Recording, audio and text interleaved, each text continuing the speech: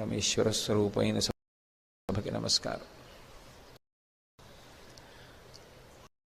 త్రిజట తన స్వప్న వృత్తాంతాన్ని ఆవిష్కరించిన తరువాత సేద తీరి ఉన్నటువంటి సీతమ్మ యొక్క స్థితి దగ్గర నిన్నటి రోజు ప్రవచనాన్ని పూర్తి చేయడం జరిగింది. ఆ తల్లి యొక్క పరివేదనతో కూడుకున్న స్థితిని వర్ణిస్తూ మహర్షి అంటారు, అభూతేనాపవాదేన కీర్తిం నిపతితామివ సన్నామివ మహాకీర్తిం శ్రద్ధామివ విమానితాం అంటారు.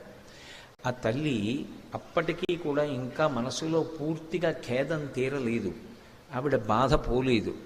అందుకే అభూతేనాపవాదేన కీర్తిం నిపతితామివ, ఎంతో పేరు ప్రతిష్టలున్న వ్యక్తికి ఎంతో కష్టపడి జీవితంలో ధర్మాన్ని మాత్రమే ఆశ్రయించి నిరంతరము భగవద్భక్తితో బ్రతికేటటువంటి వ్యక్తి మీద ఒక అపనింద వచ్చి పడితే, అకస్మాత్తుగా ఆయన యొక్క కీర్తి ప్రశ్నార్థకమైందనుకోండి, ఆయన ఇటువంటి పని చేశారా అని 10 మంది అడిగేటటువంటి సమయము ఒకటి వచ్చిందనుకోండి, అప్పుడు ఆ వ్యక్తి మనసు ఎంత గాయపడి ఉంటుందో, 10 మందిలో నవ్వుతూ తిరుగుతున్నా ఆయన లోపల మాత్రం ఎంత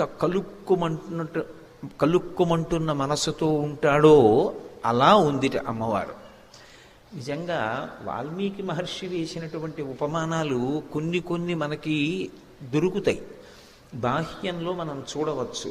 ఏదో వేట కుక్కల మధ్యలో మిగిలిపోయినటువంటి ఒక్కలీడి పిల్ల అన్నారనుకోండి, దాన్ని ఊహించవచ్చు, అది ఎదురుగుండా దొరుకుతాయి కూడా అటువంటి సన్నివేశాలు.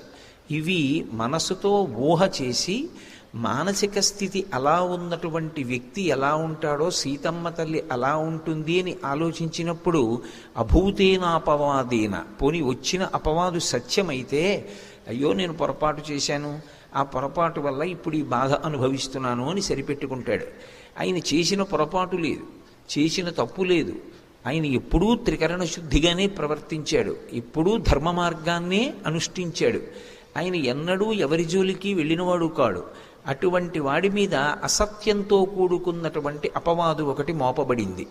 అప్పుడు ఆయన కీర్తి అకస్మాత్తుగా క్షీణించింది. ఆయన ఎంత బాధపడతాడో అలా ఉంది అమ్మవారు. కానీ ఇందులో మీరు ఒకటి ఆలోచించండి, అపవాదు అసత్యం, అది నిజంగా ఆయన చేసిన దోషం కాదు. ఆయన్ని బాధ పెట్టాలనో లేకపోతే కాలంలో అలా ఆయన గతంలో చేసుకున్న కర్మ పోవడానికో, లేదా ఎంత కష్టం వచ్చినటువంటి వ్యక్తి అయినా సరే తట్టుకు నిలబడగలిగితే వాడే చరిత్రని నిర్మించగలుగుతాడు అని భవిష్యత్ తరాలకి మార్గదర్శనం చెయ్యడానికో, ఈశ్వరుడు ఏర్పాటు చేసినటువంటి వ్యవస్థలో అసత్యమైనటువంటి దోషం ఎవరి మీద ఆరోపింపబడిందో అది కాలంలో ఎప్పటికో అప్పటికి ఎగిరిపోయి రెట్టించినటువంటి వైభవంతో మళ్ళీ ఆయన కీర్తి ప్రకాశిస్తుంది. ఇవాళ అలా ఉన్నటువంటి సీతమ్మ ఎప్పటికీ అలా ఉండిపోదు, ఆవిడ మళ్ళీ సంతోషంగా తిరిగేటటువంటి రోజు వస్తుంది. ఆరోపింపబడినటువంటి అపవాదు అసత్యమైనప్పుడు అది కొంతకాలానికి ఎలా ఎగిరిపోతుందో, సత్యం ఎలా ప్రకాశిస్తుందో, సీతమ్మ మళ్ళీ పరమ సంతోషంతో ఉండేటటువంటి రోజులు ముందున్నాయి. చెప్పకుండా చెప్పడం సుందరకాండ, మనసు చేత అనుభవించి అటువంటి విషయాన్ని ఊహ చేసినంత మాత్రం చేతనే మనసులో సహృదయం ఉన్నవాడికి అయ్యో అనిపిస్తుంది. అసలు సీతమ్మ యొక్క దైన్యాన్ని, ఆవిడ పొందినటువంటి దుఃఖాన్ని ఆలోచన చేసినప్పుడు అలా అనిపించినటువంటి హృదయం ఏదుందో వాడు సహృదయుడు. అటువంటి సహృదయుడికే కావ్యం చదవడానికి అధికారం ఉంటుంది. అభూతేనాపవాదేన కీర్తిం నిపతితామివ ఆమ్నాయనామయోగేన విద్యాం ప్రశిథిలామివ.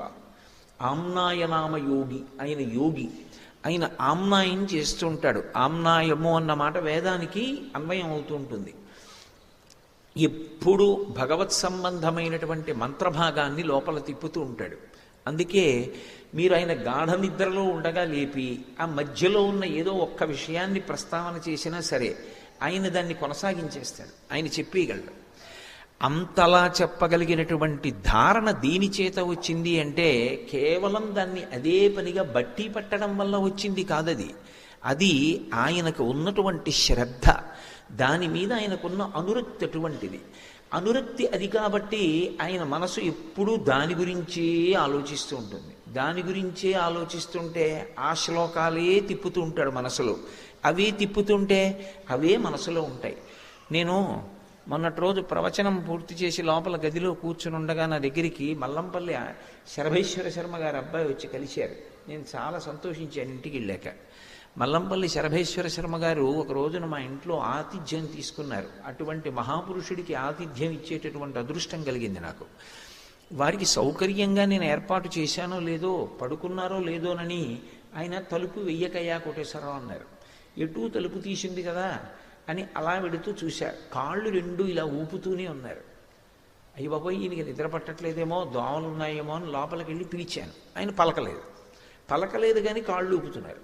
నేను మళ్ళీ నాకు నిద్ర పట్టలేదు. ఆయనకి ఏ అసౌకర్యం వల్ల అలా ఉంది, ఏమో ఒంట్లో బాగోలేదా, ఏమైంది, మళ్ళీ 1 గంటకి లేచి చూశాను. మళ్ళీ అలాగే ఊపుతున్నారు కాళ్ళు. పోనీ అదేదో యథాలాపంగా కాదు, చాలా వేగంగా ఊగుతున్నాయి. మనిషిని పిలిచాను, పలకలేదు. మళ్ళీ తెల్లవారకట్టు వచ్చాను, మళ్ళీ ఊపుతున్నారు. అంటే ఆయన నిద్రపోలేదు, నేను నిద్రపోలేదు. తెల్లవారిపోయింది. ఆయన లేచి అనుష్ఠానం చేసుకున్నారు, నేను అనుష్ఠానం చేసుకొచ్చి అయ్యా రాత్రి నిద్రపోలేదా అన్నాను. నిద్ర పట్టలేదు కానీ ఎంత ఆనందం అనుభవించానయ్యా అన్నారు. ఏమండి అన్నాను. అంటే మీరు నమ్మండి నమ్మకపోండి, నేను సుందరకాండ చెప్తున్నా మీతో. నేను ఈ ప్రశ్న ఆయన అడిగింది ఉదయం 6:30 సమయంలో అడిగాను. ఆ తర్వాత ఆయన ఓ కప్పు కాఫీ కూడా అడగలేదు. మా ఆవిడ పట్టుకొస్తే ఇద్దుగాని అమ్మా, ఇద్దుగాని అంటూ 10 గంటల వరకు నాతో పార్వతీ కళ్యాణం గురించి చెప్తున్నారు. చెప్తూ రాత్రి పద్యాలు గుర్తొచ్చాయో, ఆ పద్యాలు ఆలోచిస్తున్నాను, ఏమి పద్యరచన చేశాడంటావు అని ఒకదాంట్లోకి వెళ్ళిపోతూ ఆనంద తన్మయత్వం. 10 అయిపోయింది. ఆయనకి పెద్దవారు అయిపోయి ఉన్నారు అప్పటికే. ఒక్క కప్పు కాఫీ తాగుదామన్న ధ్యాస ఆయనకి లేదు. ఆయన భోజనం చేసిన తర్వాత కూర్చుని బాధపడుతూ నాతో మాట అన్నారు.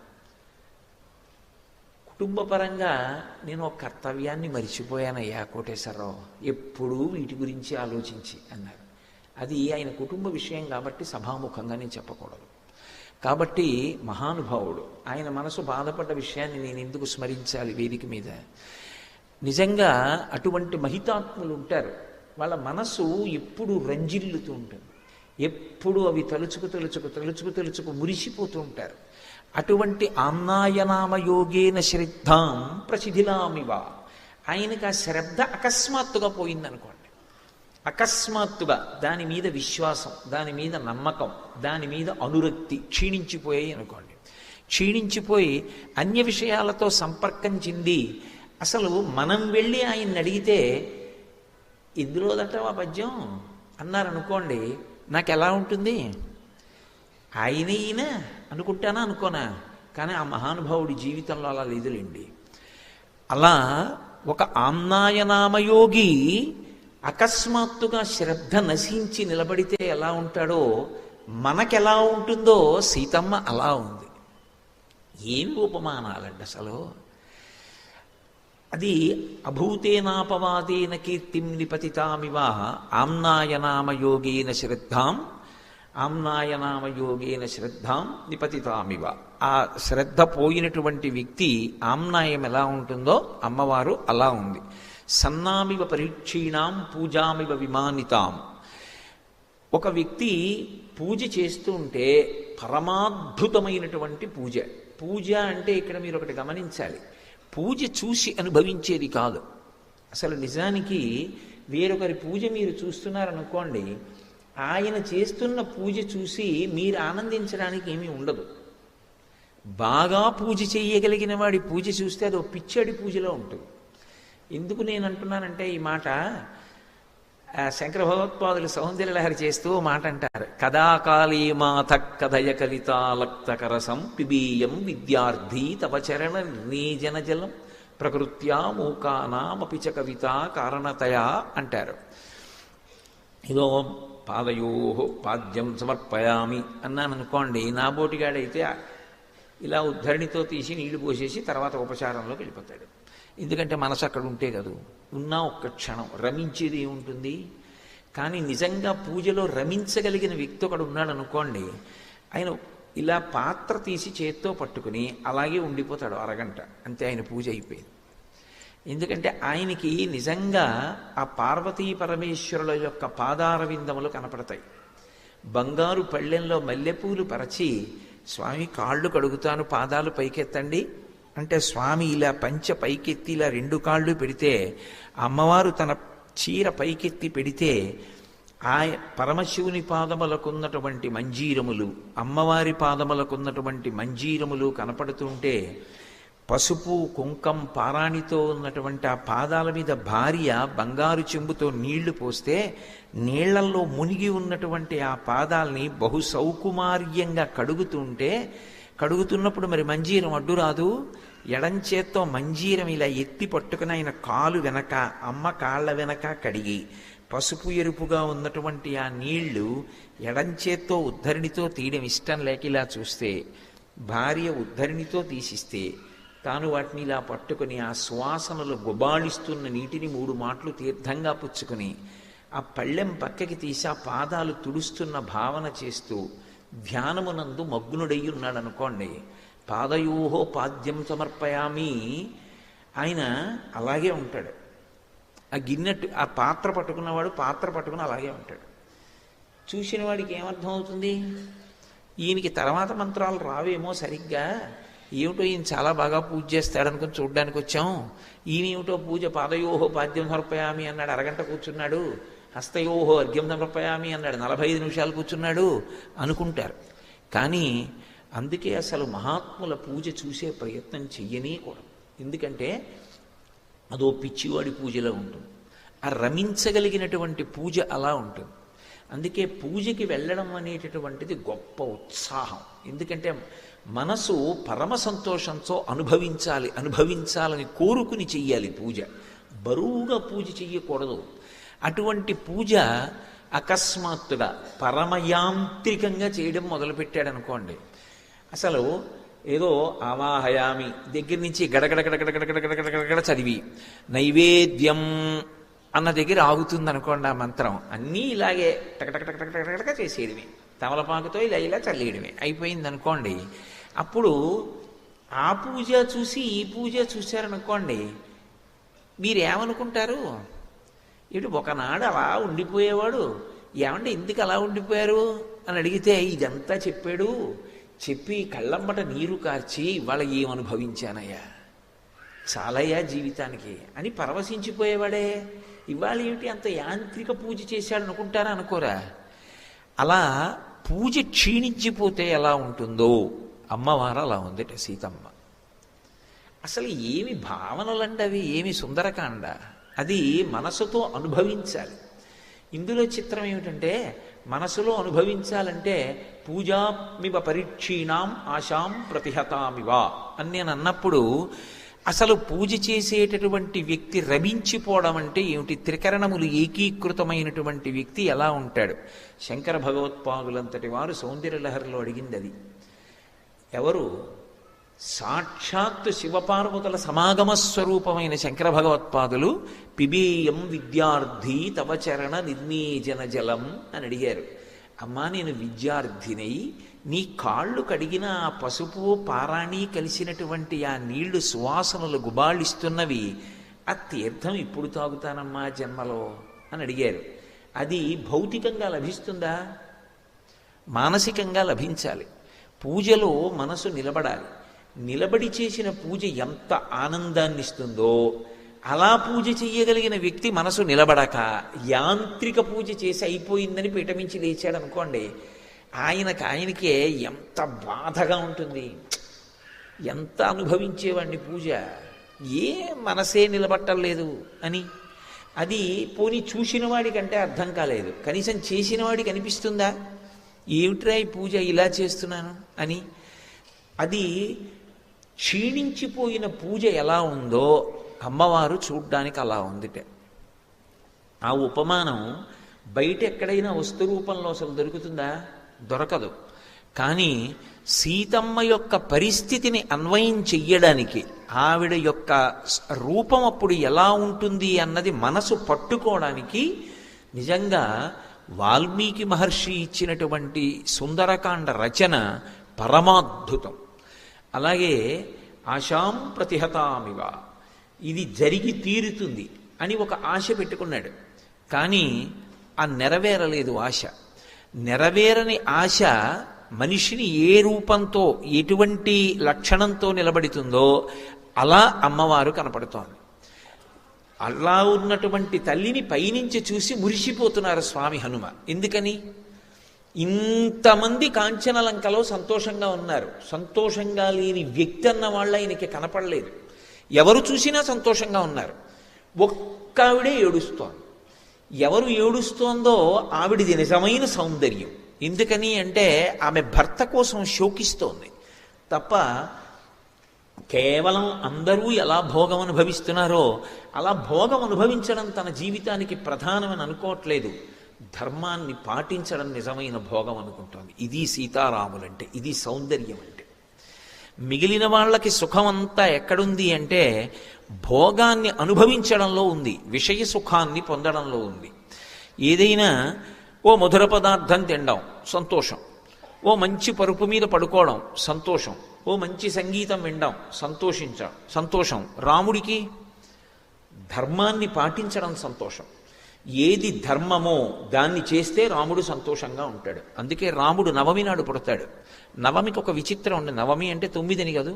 9 ఒకట్ల 9, 9 2 18, 8 1 9, 9 3 27, 7 2 9, 9 4 36, 6 3 9, 9 5 45, 4 5 9, ఇలా ఏదో 9 6 54. నేను లెక్కల్లో కొంచెం బలహీనుండి, ఇలా గబగబా చెప్పగలను లేదో కూడా ఎక్కం. 9 7 63. అలా ఏది కలపండి మళ్ళీ 9 వస్తూ ఉంటుంది. రాముణ్ణి ఎంత హెచ్చవేయండి అంటే ఎన్ని కష్టాలు రానివ్వండి, ఎన్ని సుఖాలు రానివ్వండి, లోపల రాముడు మాత్రం చాలా ప్రశాంతంగా ఉంటాడు. ఎందుకో తెలుసా? నేను ధర్మమే పట్టుకుని ఉన్నానా, అదొక్కటే రాముడి శాంతిగా ఉండడానికి కారణం. నేను ధర్మాన్ని విడిచిపెట్టలేదు, పరమ సంతోషంగా ఉంటాడు. నేను ధర్మాన్ని విడిచిపెట్టేశాను అన్న క్షణం ఏదైనా ఉంటే రాముడు గుండెల బాదుకుని ఏడ్చి తల రాతికేసి కొట్టేసుకుంటాడు. రామాయణంలో అలా లేదు. అంటే రాముడు ఎన్నడూ కూడా ధర్మాన్ని తప్పలేదు. అలాగే సీతమ్మ కూడా ఎన్నడూ ధర్మం తప్పదు. ఇది తుల్యశీలావయో వృత్తాం తుల్యాభిజన లక్షణాం రాఘవోర్హతి వైదేహీం తంచీయమసితేక్షణ. ఇవాళ ఈ శరీరంతో సుఖంగా ఉండడానికి మనం ఏం ఆలోచించవచ్చు? అది కాదు ఆవిడికి కావలసింది. నేను ధార్మికంగా ఉండి సంతోషించానా, అదొక్కటే కావాలి. ధర్మం పోయి సంతోషం ఉంటుందంటే ఆవిడికి అక్కర్లేదు. మీరు అందుకే రామాయణంలో ఉండేటటువంటి వైచిత్రి చూడండి. రాముడికి సుఖమే కావాలి అనుకుంటే ఉత్తర క్షణంలో రామాయణంలో ఉండకూడని కాండ సుందరకాండ. ఎందుకో తెలుసా? అసలు ఆ సుందరకాండకున్న గొప్పతనం అది. అసలు ఉండకూడని కాండ ఉంది. ఎందుకుంది అంటే రాముడి ధర్మం వలన ఉంది. రాముడు ధర్మం తప్పితే సుందరకాండ పోతుంది. ఎందువల్ల అంటారా? కిష్కింధకాండలో సుగ్రీవుడితో స్నేహం చేసుకోవడం మానేసి వాలితో స్నేహం చేశాడు అనుకోండి. వాలి అంటే రావణాసురుడికి అపారమైనటువంటి భయం. 4 సముద్రాల్లో ముంచి తోకకి చుట్టి తీసుకెళ్లి ఇంట్లో పడేశాడు. చిటిక వేస్తే పరిగెత్తుకొస్తాడు. వాలితో స్నేహం చేసుకుంటే వాలి వెంటనే రావణుణ్ణి పిలిచి సీతమ్మనిచ్చేయి అంటే ఇచ్చేస్తాడు. కానీ వాలితో స్నేహం చేసి సీతమ్మని ఎందుకు పొందలేదు అంటే వాలే ధర్మం తప్పాడు. తమ్ముడు బ్రతికున్నాడని తెలిసి తమ్ముడి భార్య అయినటువంటి రుమతో తాను కలిసి ఉంటున్నాడు. మరి నిన్ను మీరు ప్రశ్న వేయచ్చు, మరి వాలి కూడా అలా పూర్వం ఇంతకుముందు సుగ్రీవుడు కూడా తారతో ఉన్నాడుగా వాలి భార్యతో. మరి అప్పుడు సుగ్రీవుడికి తప్పు కాదా అంటే సంధ్యావందనం చేసేటటువంటి వానర జాతికి ఒక నియమం ఉంది. అన్నదమ్ముల్లో ఎవరైనా ఒక వ్యక్తి వెళ్ళిపోతే ఆ అన్నదమ్ముల్లో ఎవరు వెళ్ళిపోయారో వాళ్ళ భార్య ఆ సోదరుల్లో మిగిలినటువంటి సోదరుడికి భార్య కావాలి అనుకుంటే భార్య కావచ్చు. అది వాళ్ళకి నియమం. ఒకప్పుడు వాలి బిలంలోకి వెళ్ళాడు దుందుబితో యుద్ధం చేయడానికి.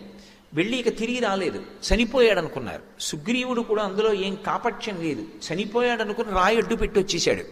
అందరూ చనిపోయాడనే అనుకున్నారు. తన భర్త చనిపోయాడు అనుకుని వాలి భార్య తార సుగ్రీవుడి దగ్గర చేరింది. కాబట్టి సుగ్రీవుడికి ధర్మదోషం రాలేదు. కానీ సుగ్రీవుడు బ్రతికున్నాడని తెలిసి తరిమి కొట్టి సుగ్రీవుడి భార్య రుమని తన భార్యగా అనుభవించాడు వాలి. కాబట్టి ధర్మం తప్పాడు. ధర్మం తప్పిన వాడితో స్నేహం చేసుకుని నా భార్యను నేను తెచ్చుకోను. ధర్మంలో ఉన్నవాడితో స్నేహం చేసుకుని కష్టపడైనా నా భార్యను తెచ్చుకుంటాను. ఈ అకుంఠిత దీక్షతో నిలబడ్డాడు కాబట్టి సుందరకాండ యుద్ధకాండ వచ్చాయి. లేకపోతే అసలు రాముడు ధర్మాత్ముడు కాకపోతే సుందరకాండే లేదు. సుందరకాండ ఉంది అంటే, సుందరకాండ ఉంటే కదా యుద్ధకాండ ఉండడం. కాబట్టి అసలు సుందరకాండ ఉంది అంటే రాముడి ధర్మం. రాముడంత ధర్మాత్ముడు కానీ సీతమ్మ ధర్మాత్మురాలు కాదనుకోండి, అసలు రామకథకు అర్థమే లేదు. ఇంకా రాముడికి ఆలయము లేదు, రాముడి కథ లేదు. ఎందుకని అంటే అసలు నా నోటితో అలా ఉచ్చరించడం కూడా నాకు ఇష్టం లేదు. సీతమ్మ మనసులోనైనా సరే ఎప్పుడైనా నిజమే రావణుడు చెప్తున్నది అసలు రాముడు ఉన్నాడో లేడో, ఇలా ఎందుకు నా జీవితాన్ని పాడు చేసుకోవడం అని ఆలోచించింది అనుకోండి, ఇంకేమి సీతారాములు, ఇంకేమి దాంపత్యం, ఇంకెందుకు ఈ దేవాలయాలు. త్రేతాయుగం అయిపోయిన తర్వాత, ద్వాపరయుగం అయిపోయిన తర్వాత కలియుగంలో కూడా ఇంత కీర్తి.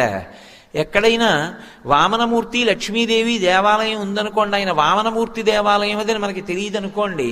ఉలగళంద పెరుమాళ్ళని కాంచీపురంలో ఉంది. అది చూస్తే మనం లక్ష్మీనారాయణుల దేవాలయం అంటాం, వామనమూర్తి గుడి అనం. ఓ మత్స్యమూర్తికి ఉంటే లక్ష్మీనారాయణుల దేవాలయం అంటాం. కానీ లక్ష్మీదేవి సీతమ్మగా, విష్ణుమూర్తే రాముడిగా వచ్చిన లక్ష్మీనారాయణుల గుడి అనం, సీతారాములనే అంటాం. సీత అమ్మ అని కూడా వదిలిపెట్టాం, సీతమ్మ తల్లి అంటాం. ఎందుకు అమ్మ తల్లి రెండు మాటలు అంటే ఆవిడ మీద మనకున్న మమకారం. దేనివల్ల మమకారం అంటే ఆవిడ ధర్మం. ఆవిడ పతివ్రత ధర్మాన్ని అలా పాటించింది మనసులో కూడా ఎన్నడూ. అందుకే సుందరకాండలో ఆవిడే పరీక్ష పెట్టుకుంది. నేను రాముని తప్ప అన్యపురుషుని మనసు యందు ఎరుగనదానినైతే హనుమ తోకకు పెట్టబడిన అగ్నిహోత్రము చల్లబడుగాక. పంచభూతములలో ఒక భూతం తన యొక్క ధర్మాన్ని విడిచిపెట్టి ప్రవర్తించాలంది. అలాగే అగ్నిహోత్రం చల్లబడిపోయింది. అంటే అది సుందరకాండ. ఎవరి ధర్మాన్ని వాళ్ళు నిరూపణం చేసుకున్నారు. అనుష్ఠించిన ధర్మం రక్షించి తీరుతుంది. ధర్మం రక్షించి తీరుతుందన్న ఉత్సాహం ప్రజలలో నింపకపోతే సాహిత్యం ధర్మం పట్టుకున్నవాడు పాడైపోయిన సందర్భాల్ని చూపిస్తే అసలు లోకంలో ధర్మం ఎందుకు నిలబడుతుంది? ధర్మం పట్టుకోగలిగితే ఎప్పటికైనా నువ్వు విజేతవి. కాలమునందు నీ కీర్తి ఒకలా ఉండదు. కాలంతో సంబంధం లేకుండా శాశ్వతమైన కీర్తి గణిస్తావు. ఇది చెప్పవలసినది కావ్యం. అటువంటి రచనలు ఏ ఉంటాయో వాటికి కాలంతో సంబంధం ఉండదు. సూర్యచంద్రులు ఉన్నంత కాలం అటువంటివి బ్రతికే ఉంటాయి, మనుషుల్ని బ్రతికిస్తాయి. అందుకే రామాయణం మనుష్య జాతి ఉన్నంతకాలం చదువుకోవలసినటువంటి గ్రంథం. సుందరకాండ ఎప్పుడూ పారాయణ చెయ్యవలసినటువంటి కాండ. అందుకే ఆ తల్లి ఎంతో బాధపడింది. అంత దుఃఖంతో కూడుకున్న స్థితిలో శిశుపావృక్షం కింద కూర్చునుంది. అకస్మాత్తుగా ఆ తల్లికి ఒక విశేషమైనటువంటి విపరీతమైనటువంటి ఆలోచన వచ్చింది. ఆలోచన వస్తున్నప్పుడు ఆవిడ పడుతున్నటువంటి బాధ చేత ఆమె మనసు ఎటువంటి వ్యగ్రతని పొందిందో ఆవిష్కరించింది. ఆవిడంది, అనన్యదైవత్వమియం క్షమాచ భూమౌ చ శయ్యా నియమశ్చ ధర్మే పతివ్రతాత్వం విఫలం మమేదం కృతం కృతఘ్నీష్వివ మానుషాణం అంది. ఇది బహుగంభీరమైనటువంటి శ్లోకం. తాను అనుష్ఠించిన ధర్మంతన్ని ఏమి రక్షించింది? ధర్మానుష్ఠానం చేసిన వ్యక్తికి జీవితంలో ఈ ప్రశ్న వచ్చి తీరుతుంది. ఎప్పుడో అప్పుడు వస్తుంది. దానికే శ్రద్ధ అని పేరు. ఉరిపిడి వస్తుంది. ఇది పట్టుకోకపోయి ఉంటే నేను ఎంత సుఖపడి ఉండేవాడిని, ధర్మం వదిలి ఎంతమంది సంతోషంగా ఉన్నారు, ధర్మం పట్టుకుని నేనేం బాగుపడ్డాను, నేను కూడా వదిలి ఉండాల్సింది అనిపిస్తుంది. వదిలి ఉండాల్సింది అని అనిపించినప్పుడు కూడా వదలకుండా పట్టుకున్న ధర్మం కాపాడి తీరుతుందని పట్టుకున్న వాడెవరో వాడు శ్రద్ధావంతుడు తప్ప అప్పటికలా అనిపించిందని వదిలేస్తే అది శ్రద్ధ కాదు. అందుకే ధర్మం ఎవరు బాగా పట్టుకుంటారో వాళ్ళకే పరీక్ష వస్తుంది. ఎందుకంటే వాడే శాశ్వత కీర్తికి కారకుడు, పాత్రుడు అవుతాడు. అందుకే సీతమ్మ తల్లి ఒక మాట అంటోంది, ఈ ఒరిపిడి ఆవిడికి రావాలి, రాకపోతే కావ్యానికి అందమే ఉందండి. సీతారాముల కథ మధురాతి మధురమైన కథ, దానికి ఏ తత్వాలు చెప్పక్కర్లేదు. రామకథని రామకథగా చెప్తే చాలు. ఎన్ని మాటలు విన్నా మధురమే. మీకెవరికి రామాయణం తెలీదా? సుందరకాండలో ఏమవుతుందో మీకు తెలీదా? తెలియని వాళ్ళు ఈ సభలో ఒక్కళ్ళు లేరు. మరి ఇన్ని వేల మంది కూర్చుని నించుని పైన నిలబడి ఎందుకు ఇలా వింటున్నారు అంటే, అది వాల్మీకి మహర్షి ఇచ్చినటువంటి కావ్య సౌందర్యం. ఆ కథకి కథగా అంత అందం ఉందంతే. ఆ తల్లి ఒక మాట అంటోంది, అనన్య దైవత్వం ఇయం క్షమాచ. నా ధర్మాన్ని నేను పట్టుకున్నాను. ఏమిటి నా ధర్మం? నాకు వేరు భగవంతుడు లేడు, నాకు పరమేశ్వరుడు ఉన్నాడా లేడా వీటితో సంబంధం లేదు. నాకు కనపడుతున్న దైవం, నాకు ప్రత్యక్షంగా కనపడేటటువంటి దైవం అని, ఆయనతో ఉండడమే నాకు సమస్తమని, ఆయన లేని ఏ భోగమైనా నాకు దుఃఖమేనని, ఆయన ఉన్నది అయోధ్య అని, ఆయనతో కలిసి నేను వచ్చాను. ఆయన నుంచి విడిపడ్డాను. విడిపడినా ఆయనని మనసులో ధ్యానం చేయడం పరమేశ్వర ధ్యానమే. ఆయన రూపంలోనే పరమేశ్వరుడు నన్ను రక్షిస్తాడు తప్ప, వినా ఆయన కాకుండా భగవంతుడు వచ్చి రక్షిస్తాడని నేను అనుకోలేదు. ఆయనే వచ్చి రక్షిస్తారని రామపాదములని ఆశ్రయించాను. కాబట్టి నాకు దైవం రాముడు. నేనంత ఉపాసన చేశాను. ఈ ఉపాసన చేసినప్పుడు రాముడు వచ్చాడా లేదా కాదు అక్కడ ప్రాతిపదిక. భర్తని అలా ఉపాసన చేసిన పతివ్రత రక్షింపబడుతుంది. ఇది శాస్త్రము యొక్క ప్రమాణం. పతివ్రత ధర్మాన్ని ఏ స్త్రీ పాటించిందో ఆమె సూర్యచంద్రుల గతులను మార్చగలదో అనసూయమ్మ నిరూపణం చేసింది ఈ లోకంలో. సుమతి నిరూపణం చేసింది. నేను అదే పట్టుకున్నాను, అదే పతివ్రతా ధర్మం పాటించాను. భూమౌచ శయ్య, భర్త పక్కన లేడు కాబట్టి నేను మంచం మీద కూడా పడుకోలేదు, కటిక నేల మీద పడుకున్నాను. అలా పడుకోవడానికి యోగ్యం కాదు. ఎందుకంటే జనక మహారాజు గారి పుత్రి అయోనిజ, దశరథ మహారాజు గారి పెద్ద కోడలు, రామచంద్రమూర్తి ఇల్లాలు. నేను ఒక తల్పం మీద పడుకుంటానంటే అక్కడ ఇవ్వని వాళ్ళు ఎవరూ లేరు. కానీ ఆవిడ స్వచ్ఛందంగా పెట్టుకున్న నియమం చేత భూమి మీద పడుకుంది. భూమౌచ శయ్య, అది ఎక్కడ? లంకాపట్టణంలోనే అని అనుకుంటున్నారేమో. ఒక్క లంకలోనే కాదు, అసలు కళ్ళంబట నీళ్లు పడకుండా చదవలేము. నేను ఒకప్పుడు మా గురువుగారు రాత్రి 10ంటికి మా ఇంటికి వచ్చారు. ఏం చేస్తున్నావురా అన్నారు. అయోధ్యకాండ చదువుతున్నానండి అన్నాను. ఎన్నాళ్ళయింది మొదలుపెట్టి అన్నారు. ఓ 3 రోజులు అయింది గురువుగారు అన్నాను. ఎక్కడి వరకు వచ్చావు అన్నారు. ఇవాళతో పూర్తి అయిపోయింది గురువుగారు అన్నాను. ఆయన నా వంక అలా నోరు తెరిచి చూస్తూ ఉండిపోయారు. అదేం గురువుగారు అలా చూస్తున్నారన్నాను. అయోధ్యకాండలో 4 సర్గలు చదవడానికి నాకు 10 రోజులు పడుతుందిరా. కళ్ళమ్మని నీళ్ళు వచ్చేసి ముక్కులోంచి నీళ్ళు వచ్చి 3 రోజుల్లో అయోధ్యకాండ ఎలా చదివేశావురా అన్నారు. ఆయన అనుభవించిన వారు, నేను చదివిన వాడిని. తేడా లేదు. సీతారాముల కష్టాలు ఆయన కష్టాలు. ఆయన దాంతో తాదాత్మ్యత చెంది చదువుకుంటారు. అందులో ఒక విషయం చెప్తారు.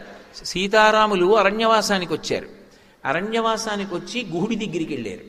గుహుడు అరటి పట్టలు ఆకులు తెచ్చి నేల మీద పడేసి రామా పడుకో అన్నాడు. రాముడు పరమధర్మాత్ముడు, ధర్మం ఆయనకి శాంతి. ఒక వ్యక్తి నిద్రపోతున్నాడు అంటే అతని మనసు ప్రశాంతంగా ఉంటే నిద్రపడుతుంది. అయోధ్య విడిచిపెట్టి వచ్చి నా తండ్రి ఎంత బాధపడుతున్నాడో, నా తల్లి ఎంత బాధపడుతోందో, ఇవాళ రాత్రి మా నాన్నగారు అన్నం తినరు, ఏడుస్తూనే ఉంటారు నేను కనపడలేదని.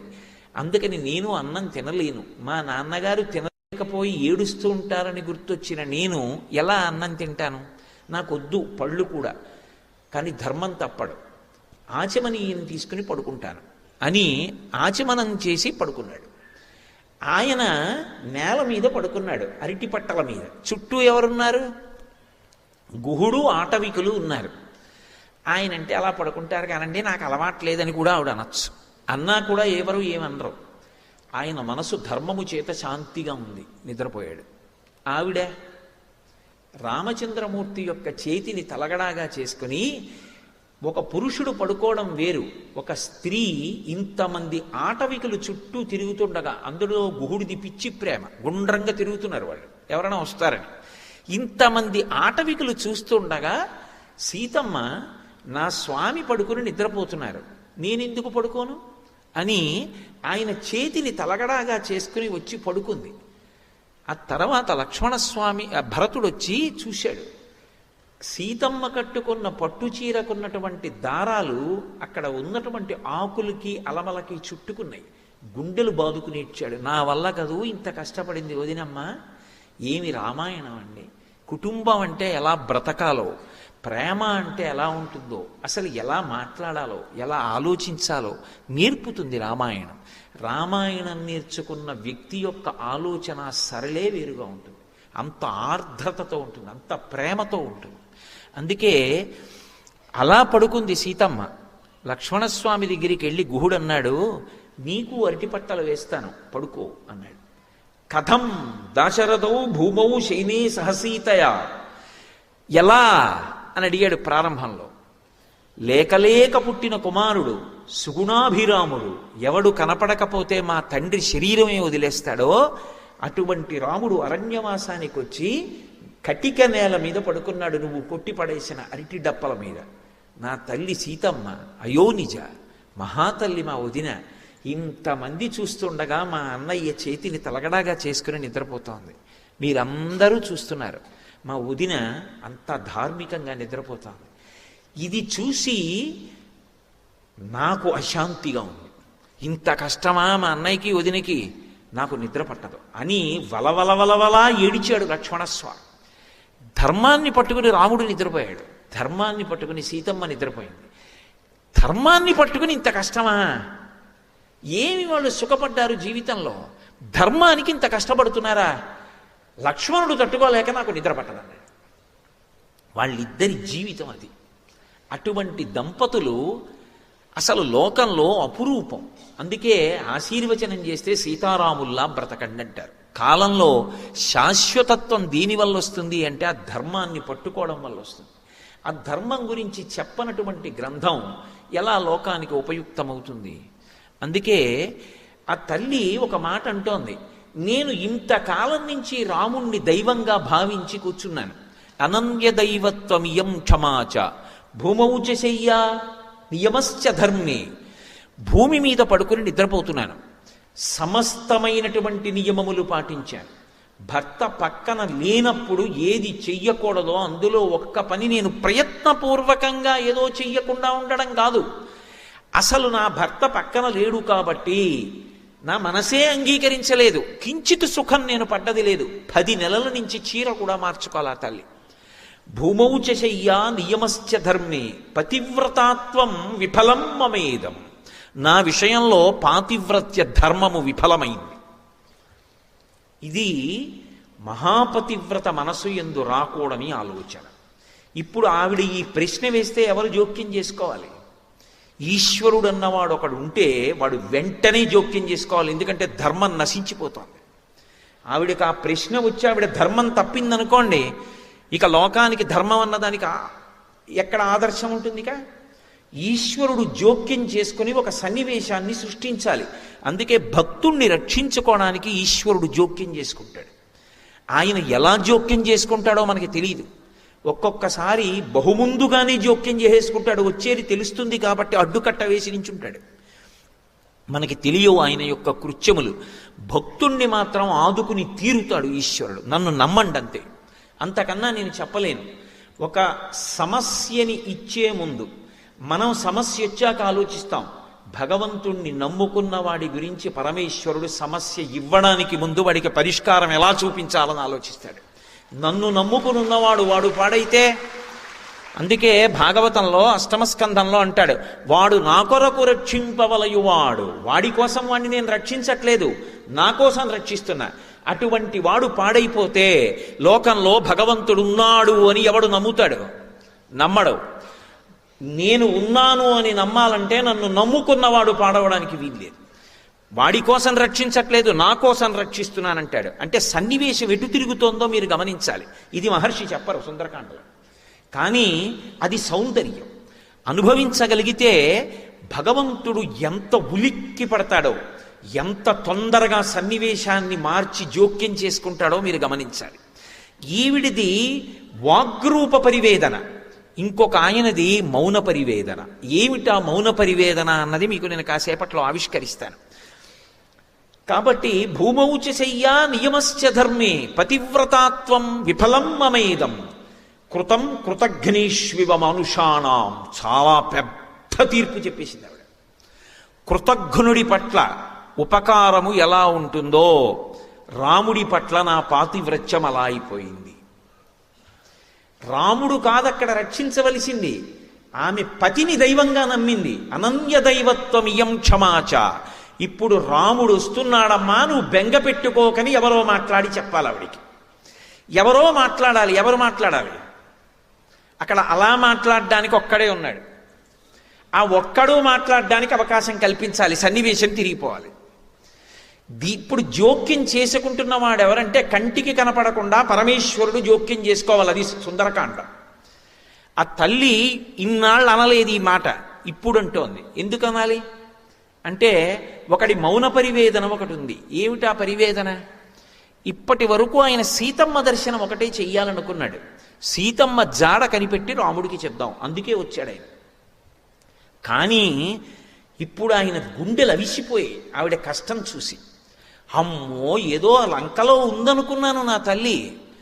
ఇప్పుడు ఆయన మనసు ఏమైపోయిందంటే రాముణ్ణి నింద చేశాడు ఆయన. రాముడి కన్నా దైవం లేడు ఆయనకి. ఆయన అన్నాడు, దుష్కరం కృతవాన్ రామో యయిమాం మత్తకాశినీం సీతాం వినా మహాబాహు ముహూర్తమపి జీవతి. ఇంత గొప్ప ఇల్లాలా, ఇటువంటి పాతివ్రత్యమా? 3 లోకముల ఐశ్వర్యం తక్కెట్లో ఒకెత్తు, అది ఈవిడలో 16 వంతుకు సరిపోదా? ఇంత ప్రేమైకమూర్తి, ఇంత ధర్మనిష్ట కలిగినటువంటి ఇల్లాలు ఇన్ని కష్టాల్లో ఉంటే అసలు నిద్రలా పోయాడంత ప్రశాంతంగా ఎలా ఉండగలుగుతున్నాడు? మంత్రాంగం చేసి వాలిని చంపి సుగ్రీవుణ్ణి రక్షించి పట్టాభిషేకం చేసి వానాకాలం వెళ్ళిపోయిన తర్వాత వెతుకుతానంటే గొలవ పడుకుని ఎలా ఉండగలిగాడు? అసలు వెర్రెక్కిపోవద్దు ఇటువంటి ఇల్లాలు. ఆవిడ చుట్టూ ఇంతమంది రాక్షస స్త్రీలా, రావణుడు ఆవిడ్ని ఇలా మాట్లాడడమా? ఏడ్చి ఏడ్చి పవిట కొంగు తడిసిపోవడమా? ఇప్పుడు ఇవన్నీ చూసిన తరువాత సహృదయుడైతే ఏం ఆలోచిస్తాడు? అమ్మో నేను వెళ్ళిపోవడం కాదు, అసలు ఆయన ఏం పట్టుకొచ్చాడో మర్చిపోయాడు. ఇప్పుడు ఏం పట్టుకొచ్చాడు ఆయన? ఉంగరం ఒకటి పట్టుకొచ్చాడు రాముడి దగ్గర నుంచి. ఇది నేను మీతో మనవి చేసింది. సమస్యనిచ్చే ముందు పరిష్కారం ఈశ్వరుడు ఆలోచిస్తాడని. అన్ని కోట్ల మంది ఎడుతుంటే హనుమయ్య దర్శనం చేస్తారని రాముడు ఎలా అనుకున్నాడు? బుద్ధికి ఈశ్వర ప్రచోదనం అని చెప్తేనే రామకథ వాక్యంలో అందం.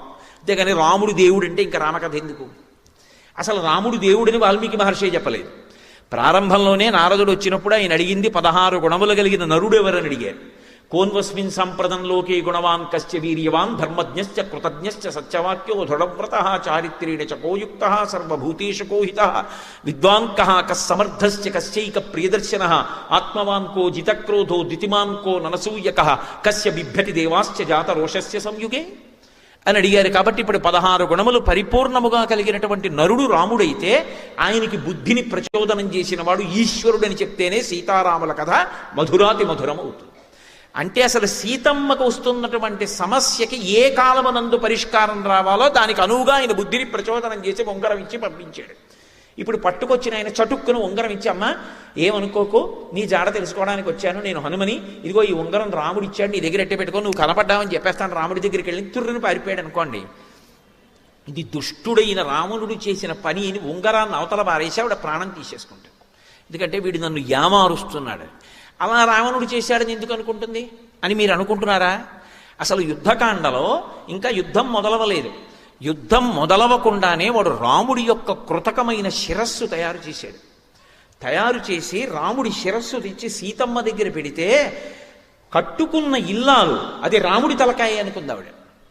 అంత ఏడ్చింది. కానీ ఈశ్వరుడు అక్కడ ఉన్నాడు కదూ. అంత ఏడుస్తుంటే అకస్మాత్తుగా వాడికి కబురు వచ్చింది, ఏదో ముఖ్యమైన పని మీద అందరూ ఎదురు చూస్తున్నారు రమ్మని. చటుక్కున వెనక్కి తిరిగిపోయాడు. తిరిగిపోవడంలో శిరస్సు అంతర్ధానం అయిపోయింది. అప్పుడు పక్కనున్న వాళ్ళు చెప్పారు, ఇంద్రజాలం వాడు సృష్టించాడు, అది రాముడి శిరస్సు కాదు. కావాలంటే అదిగో భైరీనాదాలు వినపడుతున్నాయి. నిజంగా రాముడి శిరస్సు తెగిపోతే వాళ్ళందరంత సంతోషంగా ఉంటారా, వస్తారా వానరులని అని. ఇంకొకసారి బ్రహ్మాస్త్రం చేత రాముడు పడిపోయి ఉంటే రాముడు మరణించాడు చూడమని సీతమ్మని పుష్పక విమానం ఎక్కించి పంపించాడు. ఎలాగో రాముడు చనిపోయాడని ఆవిడ తప్పు చేస్తే ఇక రాముడు లోపలికి రాడు, వెళ్ళిపోతాడు. ఇటువంటి భార్య నాకెందుకని కార్యం సాధించవచ్చు.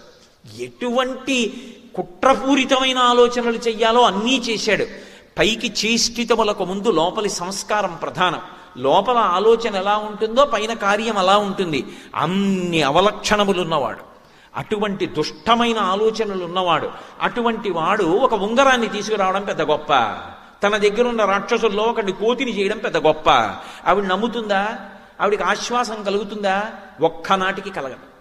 ఇప్పుడు ఆయన గుర్తించింది ఏమిటంటే ఈ తల్లికి ఉంగరం ఇవ్వడం ప్రధానం కాదు, ఉంగరం ఇవ్వడానికి ముందు మాట్లాడాలి. అసలు మాట్లాడడానికి అవకాశం ఏది? ఇప్పుడు మాట్లాడి వెళ్ళలేదనుకోండి, ఉపద్రవం ఇంకొకలా వస్తుంది. అది ఈశ్వరుడు 1000 కళ్ళతో భక్తుణ్ణి చూసుకోవడం అంటే. ధర్మాన్ని ఆయన కాపాడుకుంటాడు. అందుకు కదూ హనుమ అంతటి వారు నిర్వేదానికి లోనై శరీరం వదిలిపెట్టేస్తాను, హస్తాదానో ముఖాదానో నియతో వృక్షమూలిక వానప్రస్థో గమిష్యామి దృష్ట్వా జనకాత్మజాం, నేను ఇక్కడే ఉండి శరీరం వదిలేస్తానంటే అకస్మాత్తుగా ఆయనకు ఆలోచన వచ్చింది. వినాశే బహవో దోషాః జీవన్ భద్రాణి పశ్యతి. చచ్చిపోయి గొప్ప కాదు, బ్రతికుండి సాధించాలి. సంపాతి చెప్పిన వాక్యం నిజం. మళ్ళీ అన్వేషణ చేసి సీతాదర్శనం చేశారు కదా. అలాగే ఆ తల్లి చాలా పిడుగులాంటి మాట అంది. పతివ్రతాత్వం విఫలమ్మమేదం కృతం కృతఘ్నైష్వివ మనుషాణం. ఇంత కష్టం అసలు ఎందుకు వచ్చింది? వెంటనే ఆవిడ తన దోషం ఏమిటో గుర్తించింది. ఇది నిజమైనటువంటి భక్తుడికి ఉండేటటువంటి లక్షణం. ఎక్కడ దోషం జరిగిందో గుర్తుపట్టగలిగినటువంటి బుద్ధి ప్రచోదనాన్ని ఈశ్వరుడు ఇస్తాడు. ఆవిడంది, నూనం సకాలో మృగరూపధారీ మామల్ప భాగ్యాం లులుభే తదానీం యత్రార్యపుత్రా విసర్జ్యమూఢా రామానుజం లక్ష్మణపూర్వజంచ. ఒక్క మహర్షికి చెల్లింది. ఇటువంటి రామాయణాది కావ్యాలకి మనం వారసులం అవడం ఎంత భాగ్యం అండి. నిజంగా ఈశ్వరుడు అనుగ్రహం అలా పుట్టించాడు మన్ని. ఆవిడంటుంది, నూనం సకాలో మృగరూపధారీ మామల్ప భాగ్యాం లులుభే తదానీం. నాకు కాలము లౌల్యాన్ని కల్పించింది, లోభత్వాన్ని కల్పించింది. రాముడు వినా నాకు ఇంకేం అక్కర్లేదన్నాను ఒకప్పుడు.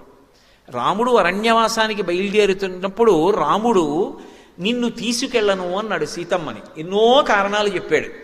ఆవిడ ఒక పెద్ద మాట చెప్పి, ఆవిడంది, నా తంత్రి వజ్యతే వీణ నా చక్రో వర్తతే రథ నాపతి సుఖమే దేత యస్యాదవి శతాత్మజ అని. భరతుడున్నాడు, శత్రుఘ్నుడున్నాడు, దశరథ మహారాజు గారు ఉన్నారు, కౌసల్య సుమిత్ర కైకేయి ఉన్నారంటావేం రామా? అసలు ఒక కులకాంతకి భర్త పక్కన ఉండడమే సంతోషం అంతే. నా తంత్రి వజ్యతే వీణ, వీణ తీగలు గోటి చేత పెనగి పెనగి మోగుతాయి, కానీ వీణ తీగలు మోగుతున్నాయి అనరు, వీణ మోగుతోందంటారు. నా చక్రో వర్తతే రథ, రథచక్రములు ముళ్ళ మించి అశుద్ధం మించి మలమూత్రముల మించి రాళ్ల మించి వెడతాయి, రథచక్రములు వెడుతున్నాయి అనరు, రథం వెడుతోందంటారు. భర్త ఎంతో కష్టపడి జీవితంలో కీర్తి ప్రతిష్టలు సంపాదించుకుని ఆర్జన చేసి తెస్తాడు. ఆయన ఇల్లాలుగా ఎంతో ఖ్యాతి పొందుతూ ఉంటుంది భార్య. భర్త పక్కన లేకపోతే 100 కొడుకులు అమ్మ మీద ఎంత భక్తి కలిగిన వాళ్ళంటే, అమ్మ నిద్ర మంచం మించి లేచి కాలు కింద పెడుతున్నప్పుడు మా అమ్మగారి కాళ్ళు నేల మీద పెట్టి నడవడం ఏమిటని 100 కొడుకులు తమ అరచేతులు నేల మీద పరచి అరచేతులలో ఆమె చేత కాళ్ళు వేయించి నడిపించగలిగినంత ప్రేమైకమూర్తులైన కొడుకులు ఉన్నప్పటికీ కూడా భర్త వలన వచ్చినటువంటి సుఖ సంతోషములు భార్యకి ఇతరుల వలన కలగవు రామ. నాకు నువ్వున్నదే అయోధ్య, నీతో ఉండడం సంతోషం, నేను ఇక్కడ ఉండనంది అన్న ఆవిడ. లక్ష్మణస్వామి అంత చెప్పారు, వద్దమ్మా వదినమ్మా నా మాట వినమ్మా, ఇది రాక్షసమాయమ్మా, మారీచుడు తిరుగుతున్నాడు దగ్గరలో, వాడు చాలా ప్రమాదకారి, నా మాట విను, వద్దమ్మా వద్దమ్మా అని చెప్పారు. 14 ఏళ్ల అరణ్యవాసంలో 13 సంవత్సరములు ఆవిడ అడిగింది లేదు, రామాయణంలో ఎక్కడా లేదు. పైగా అసలు అంతఃపురానికి వెళ్ళగానే సుమంత్రుడు కౌసల్య దశరథుడు అడిగిన మొదటి మాట ఏమిటంటే, మా కోడలు ఎలా ఉందని అడిగారు. ఒకటి ప్రేమ, 2 అక్కడికి వెళ్ళిన తర్వాత ఏమిటో మన కర్మ ఏమిటో మన కర్మ అని మొదలు పెడితే అసలు రాముడు ఎలా ఊంచుకుంటాడు? మా కోడలు ఎలా ఉందని అడిగితే ఒకటే చెప్పాడు సుమంత్రుడు, బాలేన రమతే సీత బాలచంద్ర నిభానన రామ రామే హృదీనాత్మ విజనేపి వదేశతి అని చెప్పాడు అయోధ్యకాండలో. బాలేన రమతే సీత, బాల ఎలా ఆడుకుంటుందో రాముడు పక్కనున్నాడు అని చెప్పి సీతమ్మ అలా ఆడుకుంటోంది అడవిలో. తండ్రి చిన్న పిల్లల్ని ఏదో ఓ పార్క్కి తీసుకెళ్ళాడు అనుకోండి, నాన్నగారు అక్కడ కూర్చుంటే పిల్లలు ఆడుకుంటుంటారు, ఆడుకుంటూ ఇలా చూసుకుంటూ ఉంటారు. నాన్నగారు కనపడలేదనుకోండి, అక్కడ ఒక్కసారి ఆట ఆపేసి నాన్నగారండి అని ఏడుస్తూ వచ్చేస్తారు. బాలేన రమతే సీత బాలచంద్ర నిభానన. సీతమ్మ అలా ఎందుకు ఆడుకుంటోందో తెలుసా? రాముడు ఉన్నాడు కాబట్టి. భౌతికంలో అంతఃపురం లేదు, ఐశ్వర్యం లేదు, రాముడు ఉన్నాడు చాలా ఆవిడికి. అంతటి మహాపతివ్రత నూనం సకాలో మృగరూపధారి మామల్ప భాగ్యాం లులుభే తదానీం. 13 ఏళ్ళు ఓపిక పట్టిన దాన్ని 14వ ఏడు ప్రారంభంలో జింక మీద కోరి కుట్టిందా? వద్దమ్మా వద్దమ్మా వద్దమ్మా తల కొట్టుకున్నాడా లక్ష్మణస్వామి. కాదు, జింకని తేకపోతే చర్మం అన్నా కావాలన్నానా? నా మాట విని రాముడు వెళ్ళిపోయాడు. ఆయన తప్పేముంది? నేనంత హఠం చేస్తే వద్దు జింకని, ఇప్పుడు దాని వెంట వెళ్ళడం కష్టం అంటే ఏమో తర్వాత మాట ఏముందునో అన్నా తప్పే ఉంది. స్వాతంత్ర్యం ఉండదు మరి భార్యాభర్తల మధ్య. భార్యకి కోపం వచ్చిందనుకోండి, ఎవరినంటుంది? అన్నీ నమ్ముకుని, ఆయనే అన్నీ నమ్ముకుని వచ్చినటువంటి భార్య చాలా చిరాకు వచ్చిందనుకోండి, భర్తనే అంటుంది నా కర్మ మిమ్మల్ని కట్టుకోవడం అంటుంది. వెంటనే గుండెలు బాధేసుకోకూడదు. ఎంత పిచ్చో, అన్నీ నేనే కదూ, నన్ను కాకపోతే ఎవరినంటుంది అని చిన్న నవ్వు నవ్వి సేద తీర్చినవాడు భర్త. వెంటనే దాని వాక్యార్థం తీసుకుని మూతి తిప్పుకుంటే భర్త ఎందుకు అవుతాడు? భర్తృత్వానికి అర్హత లేనివాడు అవుతాడు. వయస్సు వచ్చిందేమో కానీ భర్త స్థానంలో కూర్చోవడానికి అర్హత పొందినవాడు కాడు, ఇంకా పరిణతి పొందలేదని గుర్తు. నేను అందుకే అన్న దాంపత్యం అంటే రామాయణంలోంచి చదివి నేర్చుకోవాలి అసలు. కాబట్టి ఆ తల్లి స్వతంత్రంగా అడగదు. మరి అడిగింది జింక చర్మం తెమ్మని, మంచి విలుకాడు కదా అని. ఒకవేళ తేకపోతే అది ఇంతోటి జింకని కొట్టడం మీకు పెద్ద కష్టమా? ఇంతలోనే రాక్షసులు ఎత్తుకుపోతారా నన్ను? లక్ష్మణస్వామి లేడా? మీకు వినపడదా? మీరు రారా? మీరు ఎక్కడ నిలబడి బాణం వేయలేరు అని అడగదావిడే. అందుకని ఆయన వెళ్ళాడు. నేనేనా పంపించింది? ఇప్పుడు ఆవిడ అంతరాత్మ పరిశీలనం చేసుకుంటాను. పరిశీలనం చేసుకుని నూనం సకాలో మృగరూపధారి, కాలమే మృగరూపంలో వచ్చింది, నేను అల్పభాగ్యం ఉన్నదాన్ని అని నాకు గుర్తు చేయడానికి.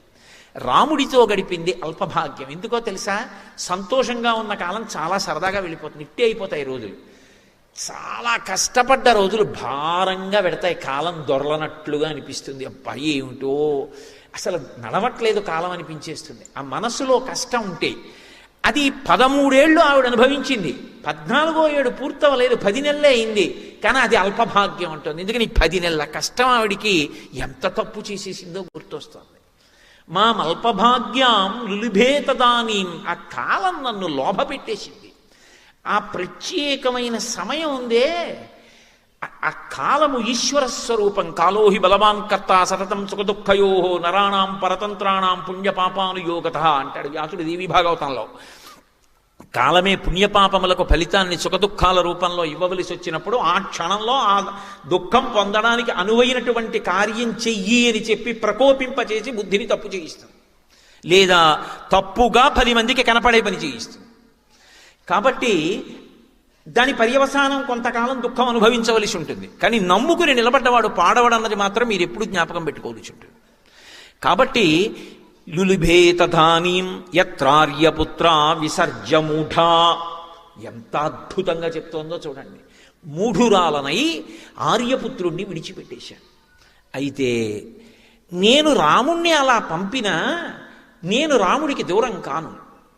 నేను అరణ్యవాసానికి, అసలు ఈ లంకాపట్టణానికి వచ్చేటటువంటి అవకాశం లేదు. ఎందుకంటే నేను రాముణ్ణి పంపానేమో కానీ రాముడు నన్ను వదిలి వెళ్ళలేదు. నేను ఎప్పుడూ తన సొత్తుగా ఉండడానికి తగిన ఏర్పాటు ఆయన చేసే వెళ్ళాడు. ఆయన కూడా కొంచెం నా గురించి ఆలోచించి ఉండవలసిందే అన్న మాటకి అవకాశం రాముడు ఇవ్వలేదు. అది ఎంత ఒత్తిడిలో ఉన్నా తన ధర్మం తాను చూస్తాడు. భర్తృధర్మం నిర్వర్తించాడు. లక్ష్మణస్వామి చెప్పాడు కదా, మాట వినడం అంత గొప్పది. మనిషికి జీవితంలో అన్నిటికన్నా వరం ఏమిటంటే మాట వినగలిగినటువంటి లక్షణం. తనకి తెలియకపోవడం తప్పు కాదు, కానీ ఒకరు చెప్తే వినకపోతే మాత్రం చాలా భయంకరమైనటువంటి దోషం.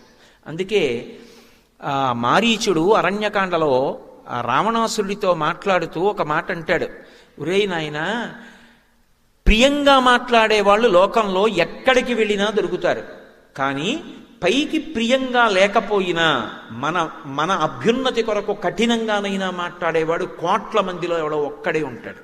వాడి మాటని సందేశాత్మకంగా తీసుకోవాలి తప్ప ఆయన కోపంగా మాట్లాడాడని చెప్పి వెంటనే ఆయన మీద తిరగబడిపోవడం గొప్ప విషయం కాదు. సులభాః పురుషారాజన్ సతతం ప్రియవాదినః అప్రియస్యతు పథ్యస్య వక్తా శ్రోతా చ దుర్లభః. కఠినంగా మాట్లాడినా మంచి చెప్పగలిగిన వాడు దొరికితే, కఠినంగా మాట్లాడినా ఆయన చెప్పిన దాంట్లో సత్యం ఉంది అని అంగీకరించగలిగిన శ్రోత దొరికితే అదే క్షేత్రం, అది అజరామరం, అది అద్భుతం. కానీ లోకంలో అలా చెప్పే వక్త దొరకడు, ఒకవేళ అలా చెప్పేవాడున్నా వినే శ్రోత దొరకడు. అని నేను చెప్తే నీ తలకెక్కట్లేదని ఆ రోజు చెప్పాడు మారీచుడు రావణాసురుడితో. నేను ఆ రోజున లక్ష్మణస్వామి చెప్పిన మాట విని రాముణ్ణి పంపా. నేను తప్పు చేశా, రాముడు తన ధర్మం తప్పల.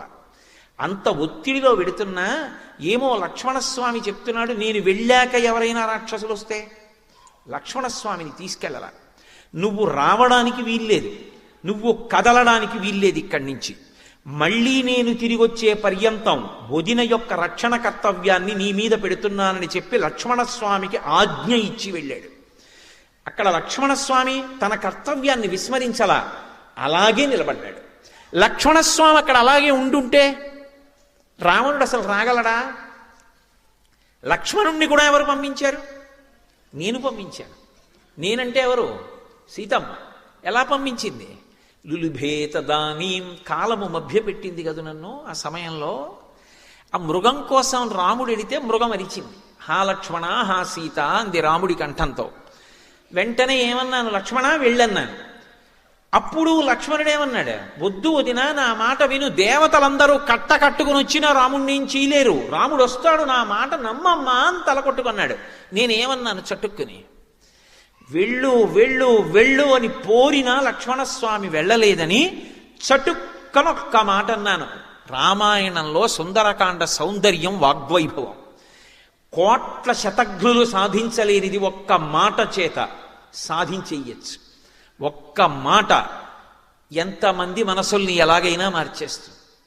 అది మాట్లాడేవాడు ఎందుకు మాట్లాడుతున్నాడన్నది కాలం తర్వాత నిర్ణయించాలంతే. కాబట్టి లక్ష్మణస్వామి వెళ్ళడు. కానీ సీతమ్మేమంది, సుదుష్టత్వం మనేరామ మేకమేకోను గచ్చసి మమ హేతోః ప్రతిచ్ఛన్నః ప్రయుక్తో భరతేనవా. అరణ్యకాండ.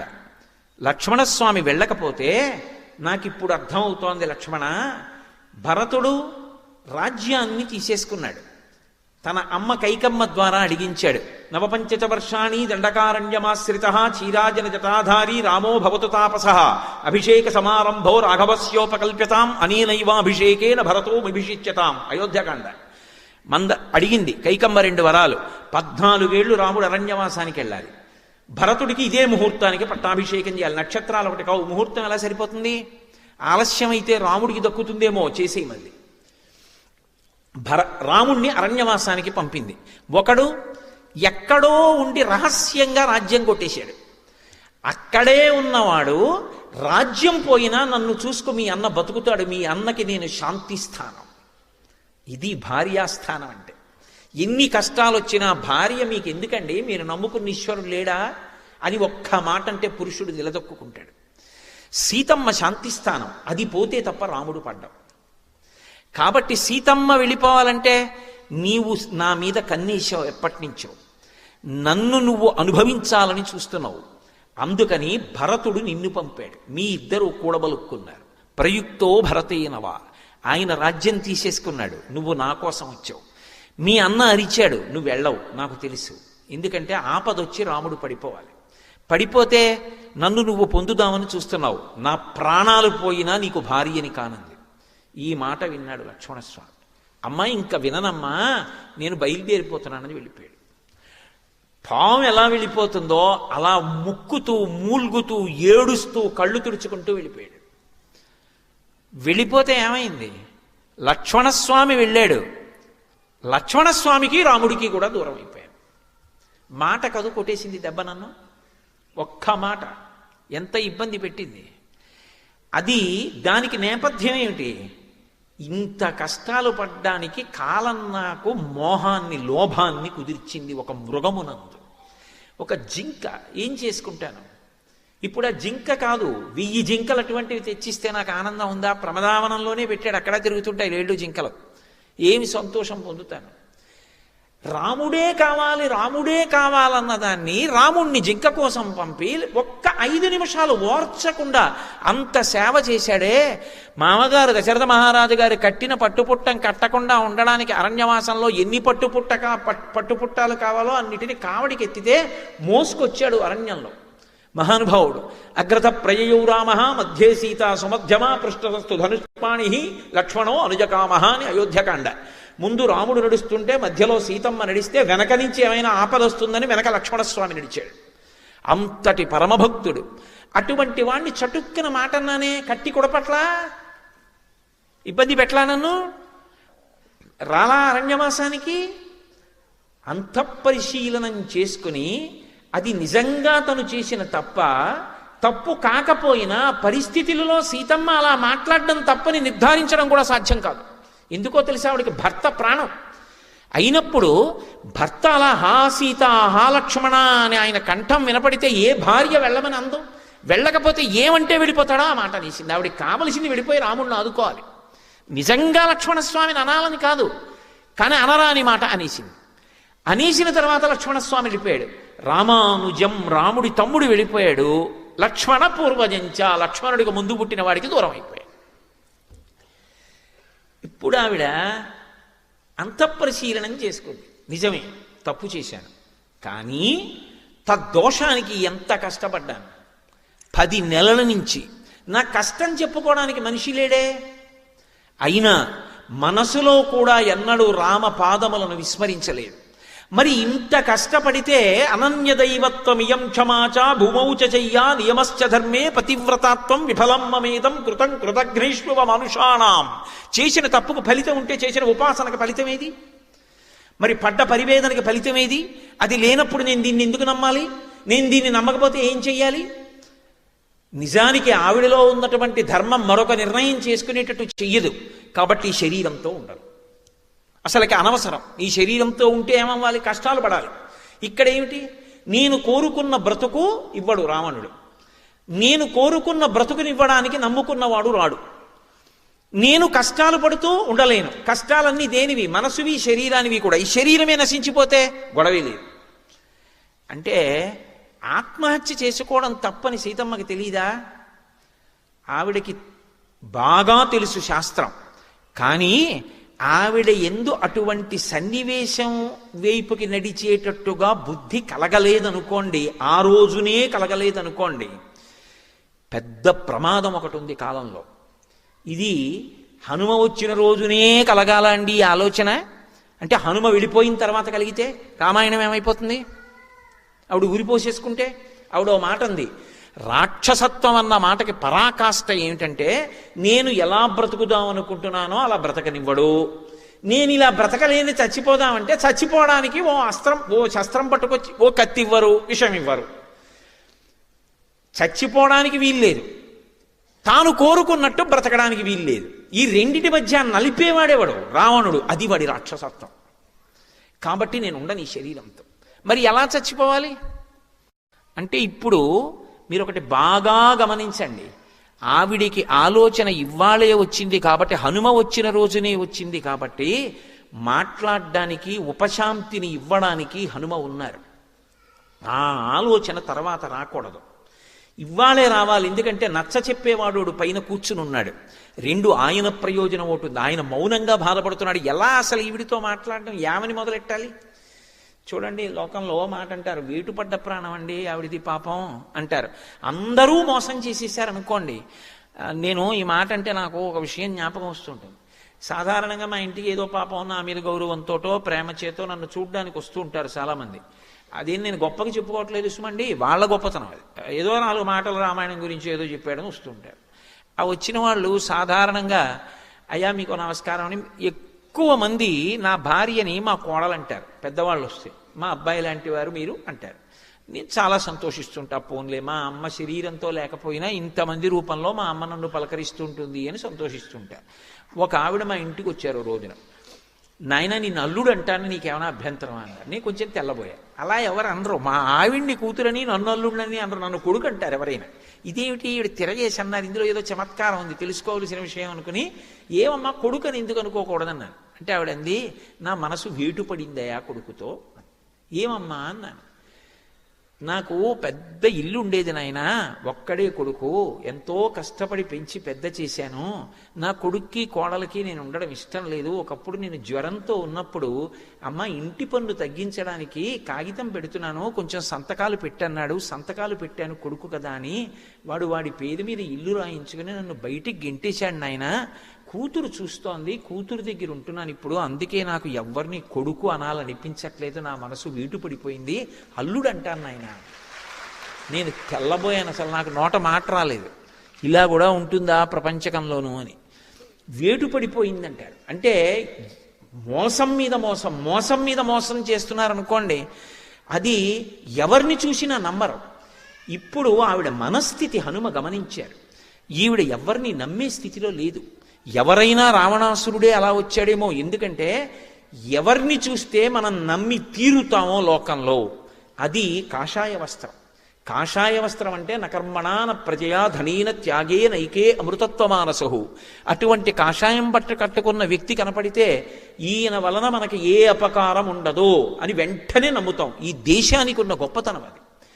అటువంటిది కాషాయం బట్ట కట్టుకుని వచ్చి అపహరించాడు ఆవిడ, పరివ్రాజకుడిగా వచ్చి అపహరించాడు. ఇప్పుడు ఆవిడ మనసు ఎంత వేటు పడిపోయి ఉంటుంటుంది.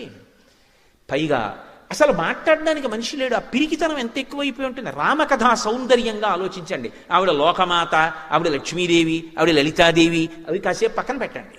రామకథా సౌందర్యం రామకథా సౌందర్యంగా ఆలోచించండి. ఇప్పుడు ఇవాళ నేను వెళ్ళిపోతే రేపొద్దున్న ఎప్పుడైనా ఈ ఆలోచన వస్తే, నేను మీతో అన్నాను కదా, ఆపద ఇవ్వవలసిన వాడు ఆపద రాకుండా ముందు ఆలోచించాలి, అది భగవంతుడంటే. ఆవిడికి ఇప్పుడు ఇంత పెద్ద ఆలోచన వచ్చేసింది. పతివ్రతాత్వం విఫలం మమేదం కృతం కృతఘ్నేష్వ మనుషాణం అని. ఈ ఆలోచన ఇవ్వాలే వస్తే హనుమ ఉండగా హనుమ జోక్యం చేసుకుని శాంతినిచ్చి పెడతారు. ఆ తర్వాత అటువంటి ఆలోచన రాదు. రెండు, హనుమకి మాట్లాడడానికో మంచి అవకాశం తనంత తాను అకస్మాత్తుగా వచ్చేస్తుంది.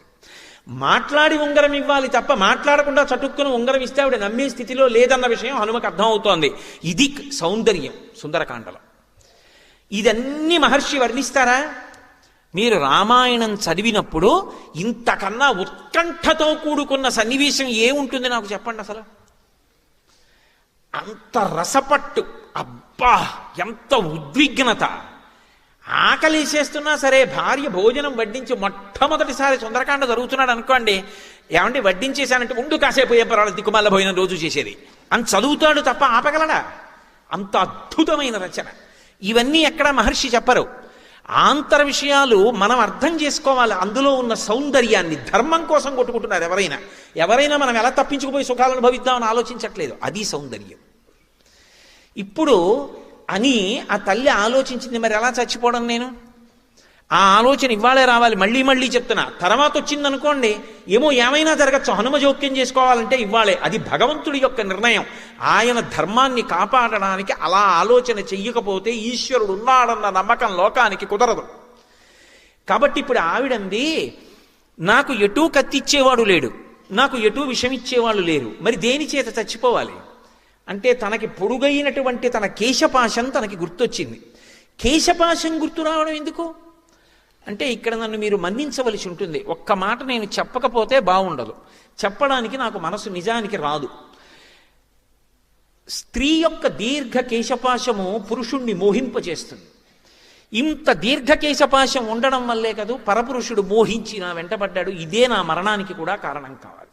ఇది నన్ను మానసికంగా చంపేసింది. ఎందుకంటే నోరెత్తితే ఆ మాట వాడుతూ ఉంటాడు. ఏకవేణీ ధరాశయ్యాం ఝానం మలినమం బవరం, పెద్ద పొడుగైన జడుంది నీకంటూ ఉంటాడు. అది ఆవిడ మనసుకి క్లేశం. అది అనవలసింది రాముడు. వీడేవాడు. ఒక స్త్రీ సౌందర్యాన్ని ఎవడు మెచ్చుకోవాలో వాడు మెచ్చుకోవాలి తప్ప నిష్కారణంగా ఒక ఆడదాని అందాన్ని అర్థం లేకుండా అధికారం లేకుండా పొగడడం కూడా ఎంత తప్పో రామాయణం చదువుకుని అర్థమైన జాతి ఈ జాతి. అది అర్థమైతే అసలు వేరొక స్త్రీని నిష్కారణంగా పొగడడం అన్న జోలికి వెళ్ళాలి. కాబట్టి ఇప్పుడు జడతోటే చచ్చిపోతాను అని సీతాధవేణ్యుద్గ్రహణం గృహీత్వా ఉద్బధ్య వేణ్యుద్గ్రథనేన శీఘ్ర అహంగమిష్యామి యమస్య మూలం ఉపస్థిత సా మృదు సర్వగాత్రి. పరమ మృదువైనటువంటి శరీరం కలిగినటువంటి తల్లి ఆ జడని పైకెత్తి పట్టుకుని జడనే ఉరితాడుగా కంఠం చుట్టూ తిప్పుకుని ఇప్పుడు అది బిగుసుకోవాలి. అందుని ముడి వేసుకుని రెండవ వైపు ముడి వేసేయాలి. ముడి వేసేసి పైకి వెళ్ళిపోతే ఆ జటయే తనకి ఉరి అయి మరణిస్తుంది. ఏ జట పరపురుషుడి యొక్క మోహానికి కారణమైందో ఆ జడతోటే శరీరం అంతమైపోవాలి. అంటే మీరొక్కటి గమనించండి, నోరు ఉంది కదా అని వదరి ఒక ఆడపిల్లతో మాట్లాడడం తేలిక, కానీ ఆ పిల్ల మనసులో ఎంత పరివేదన పడుతుందో, ఎంత భయపడుతుందో, వీడు ఎందుకు ఇలా మాట్లాడుతున్నాడని తల్లిదండ్రులకు చెప్పుకోలేక, అన్నదమ్ములకు చెప్పుకోలేక, స్నేహితులకు చెప్పుకోలేక, చదువు మీద దృష్టి పెట్టలేక ఎంత పరివేదన పొందుతుందో. ఆ హింస మనని కట్టి కొడపదా? అలా మాట్లాడచ్చా? ఆడపిల్లని చూస్తే లక్ష్మీదేవిని చూసి నీ మనసును ఎందుకు మరల్చుకోలేవు? రాముడిలా ఎందుకు బ్రతకలేవు? రామాయణ ప్రబోధం జరగకుండా పిల్లల్లో సంస్కృతి రమ్మంటే ఎక్కడి నుంచి వస్తుంది? మురుగుడు కాల్వలో నీరు త్రాగించి పాచిపోయిన అన్నం పెట్టి ఆరోగ్యంగా ఉండమంటే ఎక్కడి నుంచి వస్తుంది? ఎక్కడి నుంచి ఆరోగ్యంగా ఉంటారు? కళ్ళ ముందు కనపడకూడనివన్నీ వీధుల్లో కనపడుతుంటాయా? పిల్లలకి స్వేచ్ఛా స్వాతంత్రాలతో ఏది చూడాలంటే అది చూసే అధికారమా? వినపడకూడని మాటలన్నీ వినపడుతుంటాయా మాధ్యమాల్లో? పిల్లలు మాత్రం సంస్కారయుతంగా ఉండాలా? రామాయణం చెప్పకూడదా? భాగవతం చెప్పకూడదా? పోతన గారి గురించి చెప్పకూడదా? సుందరకాండ వాళ్ళు వినకూడదా? పిల్లలు మంచివాళ్ళు కమ్మంటే ఎలా అవుతారు? సమాజం అంతఃపరిశీలనం చేసుకోవలసినటువంటి సమయం ఆసన్నం కాలేదా? ఏవి అందించాలో అవి అందించడం సమాజంలో పెద్దల కర్తవ్యం కాదా? పెద్దలు అలా కర్తవ్యాన్ని ఆలోచించట్లేదని నేను అంటలేదు. పరివేదన కలిగినటువంటి వ్యక్తి చటుక్కున అండంలో దోషం మాత్రం లేదు అని నేను అనుకుంటున్నాను. కాబట్టి ఆ తల్లి, నేను ఈ పూచినటువంటి శించుపావృక్షపు కొమ్మను ఉంచి కిందకి దానికే జట కట్టేసుకుంటాను. ఎలాగో ఉపవాస కృషాం దీనాం విశ్వసంతీం పునఃపునః, ఎలాగో శరీరం కృషించిపోయిందిగా, ఆ కొమ్మ చటుక్కున పైకి వెళ్ళిపోతుంది చెయ్యి వదిలేసినప్పుడు. వెళ్ళిపోతే ఈ జట బిగుసుకుపోతే ఆ జటకే వేలాడిపోతాను, శరీరం అంతమైపోతుంది. ఉరిపోసుకోవడం పరమ తప్పు, ఆత్మహత్య చేసుకోకూడదు అన్నది ఆవిడికి తెలియదా? ఆవిడికి తెలుసు. కానీ ఆవిడికి అలా చేసుకోవాలన్న ఆలోచన ఇవాళే వచ్చేటట్టు చేయడంలో గొప్పతనం ఈశ్వరుడు యందుంది. ఎందుకంటే హనుమ మాట్లాడడానికి ఇప్పుడు అవకాశం వచ్చింది. ఇప్పుడు ఆయన అనుకోని పరీక్ష ఆయనకు వచ్చింది. ఇప్పటి వరకు సీతమ్మ ఉరిపోసుకుంటోంది. హడిలిపోయిన వారు ఎవరంటే హనుమ. ఎందుకనంటే ఇదెక్కడి ప్రారంభం? సీతమ్మని చూద్దామని వచ్చాను, ఫలానా చోట ఉంది స్వామి అని వెళ్ళి చెప్పచ్చు అనుకున్నాను. తీరా వచ్చి చూసిన తర్వాత అమ్మ బాబోయ్, ఈవిడ పాతివ్రత్యం, ఈవిడ సౌందర్యం అంటే బాహ్య సౌందర్యం కాదు, అంతఃసౌందర్యం, ఆ మహాతల్లి ఆవిడ తేజస్సు చూసి విడిచిపెట్టి వెళ్ళలేక సన్నివేశం వెనక సన్నివేశం నడిచిపోతుంటే ఆకుల చాటున అలాగే ఉండిపోయాను. అలా చూస్తూ ఉండిపోయాను. ఇప్పుడు ఇది అనుకోని సంఘటన, ఈవిడ చనిపోతోంది. నేనేం చెయ్యాలి ఇప్పుడు? నేను ఏమీ చేయకుండా వెళ్ళిపోతే సీతమ్మని చూశాను అని చెప్పేస్తే ఎలా ఉందని అడిగితే రాముడు చనిపోయింది. ఎందుకు చనిపోయింది? ఇన్ని కష్టాల మధ్యలో ఉరేసేసుకుంది. నువ్వేం చేశావు? నేనేం చేయను. ఆవిడది వేటు పడిపోయింది ప్రాణం. అప్పుడు నేనేం చేయడానికి అవకాశం లేదు. ఉంగరం చూపించిన ఆవిడ చూడదు. ఆ పరిస్థితుల్లో నా వల్ల ఏం కాలేదు అని చెప్పవచ్చు. కానీ సీతమ్మ లేదన్న విషయం తెలిసిన రాముడు క్రుద్ధుడైపోతాడు. ఆయన కోదండములకు సంధించి బాణములు విడిచిపెట్టిన నాడు ఇక ఈ బ్రహ్మాండములు ఉండవు. కాబట్టి నేనేదో ఒకటి చెయ్యాలి. ఏం చెయ్యాలి? అమ్మా సీతమ్మ అని గట్టిగా పిలిచి ఏదైనా మనుష్య భాషలో మాట్లాడితే ఆవిడ మరింత తటుక్కుని కొమ్మొదిలేస్తుంది. ఎందుకనంటే ఒక వానరం మనుష్య భాషలో ఎలా మాట్లాడుతోంది? రావణుడే వచ్చాడని అనుమానపడుతుంది. కాబట్టి మాట్లాడడం కుదరదు. పోనీ మాట్లాడకుండా నేను ఏమైనా దగ్గరికి వెళ్ళి సహాయం చేద్దామంటే తల్లిని ముట్టుకోవడమే, ఆవిడ స్పృహలో ఉండగా ముట్టుకోవడమే, ఇంకేమైనా ఉందా? మరి అలాగని చూస్తూ ఊరుకుంటే నేను చెప్పినంతసేపు ఆలోచించడానికి అవకాశం ఉందండి. అక్కడ ఆవిడ చటుక్కున శిశుపావృక్షం దగ్గరికి వెళ్ళింది, ముడేసుకుంది, చుట్టూ తిప్పింది, కొమ్మొంచేస్తోంది. ఏవం బహువిధాం చింతాం చింతయిత్వాం మహాకపి సంసర్వో మధురం వాక్యం వైదేహ్య వ్యాజహార అన్నారు మహర్షి. ఇంత నవవ్యాకరణ పండితుడు, ఇంత బుద్ధిమతాం వరిష్టం, ఇంత శీలవైభవం ఉన్నవాడు, ఇంత ఇంద్రియ నిగ్రహం ఉన్నవాడు, అంత గమన వేగం ఉన్నవాడు, అంత మనోజవం మరుతతుల్య వేగం జితేంద్రియం బుద్ధిమతాం వరిష్టం, ఇంతటి మహానుభావుడికి అసలు ఏం మాట్లాడాలో కూడా అర్థం కాలేదు, ఏం చెయ్యాలో అంతకన్నా అర్థం కాలేదు. ఆ కొమ్మల్లో గిరగిర తిరిగేశారు. చూడండి, ఏం చెయ్యాలో తెలియనప్పుడు ఏమీ చేయలేక అటు ఇటు తిరిగేస్తాడు కంగారులోను. అలా తిరిగేశారు ఆ కొమ్మల్లో. ఎలా? నేనేమైనా మాట్లాడితే రాక్షస స్త్రీలు వింటారు, ఈవిడ మాట దేవుడిరుగు, వాళ్ళకి నాకు యుద్ధం జరుగుతుంది, జయాపజయములు విధి నిర్ణీతములు, ఈ లోపల సీతమ్మ ఏమవుతుందో, మళ్ళీ మాట్లాడే అవకాశం ఉంటుందో ఉండదో, నేను ఉంటానో ఉండనో, బ్రతుకుతానో బ్రతకనో, ఓడించిన ఈ తల్లి ఏమవుతుందో, మళ్ళీ తీసుకెళ్లి దాచేస్తారో, ఏమైనా మాట్లాడాలా మాట్లాడక్కర్లేదా, అసలు ఏమి ఆయనకి ఆలోచన రాలేదు. ఈవిడేమో ముడిచేసి. చిత్రం ఏంటంటే ఈశ్వరుడు ఒకడు ఉన్నాడు కదూ, కొద్దిగా కాలం కావాలి, కొమ్మ వదిలిపెట్టడానికి సమయం కావాలి. వెంటనే ఆవిడికి శుభ సూచనలు కనపడ్డాయి. ఈశ్వరుడు ఉన్నాడనడానికి, మనని రక్షిస్తాడనడానికి, ధర్మాన్ని నమ్ముకున్నవాడు పాడవరడన్న ఆశ్వాసమును కల్పించడానికి రామాయణం సుందరకాండ ఇంతకన్నా నిదర్శనములా. ఇది సౌందర్యం, ఎప్పటికీ నిలబడిపోయే సౌందర్యం, ఎప్పటికీ మనుష్యులకు అభయం ఇవ్వగలిగిన సౌందర్యం. తస్యాశుభం వామమరాళపక్ష్మ రాజీవృతం కృష్ణ విశాల శుక్లం ప్రాసందతైకం నయనం సుకేస్య మీనాహతం పద్మమివాభితామ్రం. శుభసూచనలు కనపడుతున్నాయంటే సీతమ్మకి ఎడమ కన్ను అదిరింది అని వదిలేస్తే కవితా సౌందర్యం ఏది? అప్పుడు కూడా మహర్షి ఎంత అందంగా చెప్పారంటే, ఈ కన్ను తెల్లగా ఉంటుంది కదూ, ఉండి మధ్యలో ఉన్నటువంటి కనుగుడ్డు నల్లగా ఉంటుంది. ఈ కంటికి ఉన్నటువంటి వెంట్రుకలు మిగిలిన వెంట్రుకల్లా ఇలా వాలిపోవు, ఇలా పైకి లేస్తాయి.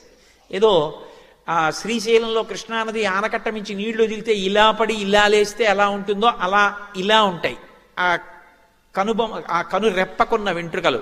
సుజాత అభిరక్త కంఠీం అంటారు కదా, అలా ఉన్నటువంటి వెంట్రుకలతో కూడుకుని ఉన్నటువంటి ఆ తల్లి యొక్క ఎడమ కన్ను అదిరితే ఎలా ఉందంటేట, బాగా నీటితో నిండిపోయినటువంటి ఒక సరోవరం ఉంది. ఆ సరోవరంలో ఒక తామర పువ్వు పూసింది. పైన నీటి మీద తామర పువ్వు కనపడుతోంది. కాడ నీటి లోపల ఉంది. ఒక చేప నీటి లోపల ఈదుకుంటూ వెళ్ళిపోతోంది. వెళ్ళిపోతూ నీళ్లల్లోనే తామర కాడ పక్కకొచ్చి నించుంది. నించున్నప్పుడు తోక కొద్దిగా ఊపుతుంది, ఇలా మళ్ళీ కదిలి వెళ్ళిపోయేటప్పుడు గట్టిగా ఊపుతుంది. ఆ చేప కదిలి వెళ్ళిపోయే ముందు తోక గట్టిగా ఊపింది. ఆ ఊపిన తోక తామర పువ్వు కాడకి తగిలింది. కాడ నీళ్లల్లో ఊగింది, కానీ నీరు ఆ ఊపును ఆపింది. కొద్ది ఊపే పైకొచ్చింది. ఆ చిన్న ఊపికి పైనున్న తామర పువ్వు ఇలా అంది. అలా నీటి మీద తామర పువ్వు చేప తోక తగిలి ఊగితే ఎలా ఉంటుందో అమ్మవారి కన్ను కొట్టుకుంటే అలా కొట్టుకుంది. ఏమి కవితా సౌందర్యం, ఏమి ఊహ! ఆ సన్నివేశంలో ఇలా చెప్పగలగడం ఒక్క వాల్మీకి మహర్షికి చెల్లింది. ఇటువంటివన్నీ కోకొల్లలు సుందరకాండలో ఎన్నని నేను చూపించగలను. వెనక కథ తరుగుతూ ఉంటుంది. రేపటి రోజుతో ఆఖరు పూర్తి చెయ్యాలి. తస్యాశుభం వామమరాళపక్ష్మ రాజీవృతం కృష్ణ విశాల శుక్లం ప్రాసందతైకం నయనం సుకేస్య మీనాహతం పద్మమివాభితామ్రం. ఆ పువ్వు ఎలా కదులుతుందో అలా అమ్మవారి కన్ను కొట్టుకుందిట. కన్ను అదిరింది, ఎడమ భుజం అదిరింది, ఎడమ తొడ అదిరింది, కట్టుకున్న చీర కొద్దిగా జారినట్టు అనిపించింది. అమ్మవారికి వెంటనే ఆలోచన కలిగింది, కాదు నాకేదో శుభం ఉంది. త్రిజట చెప్పింది.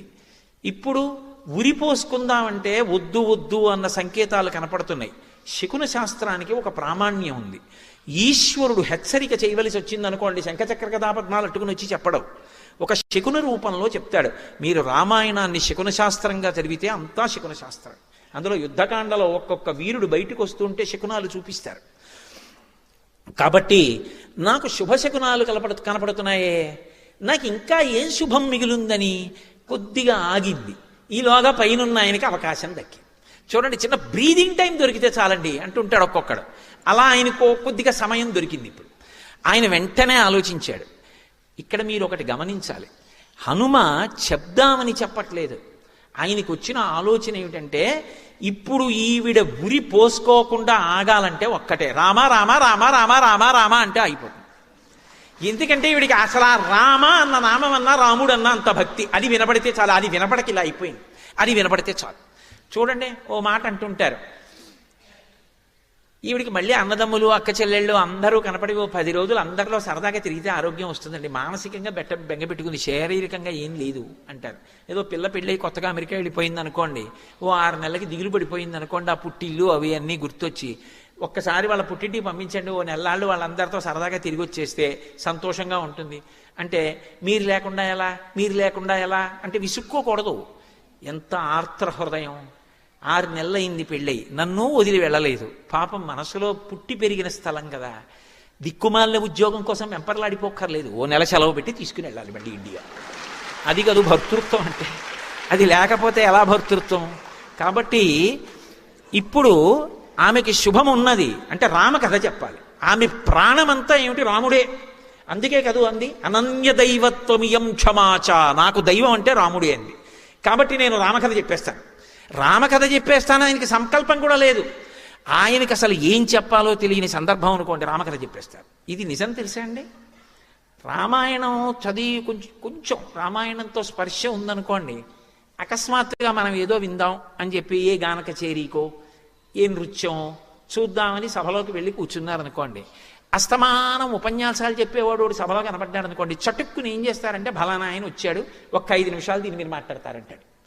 5 నిమిషాలు దీని మీద మాట్లాడతారంటే ఆయన ఏం మాట్లాడదామని వచ్చాడా, చూద్దామని వచ్చాడు. అప్పుడు వెంటనే ఉత్తర క్షణంలో ఉండండి, మళ్ళీ ఇంటికి వెళ్ళి పుస్తకం చూసి వస్తాను అనగలడా?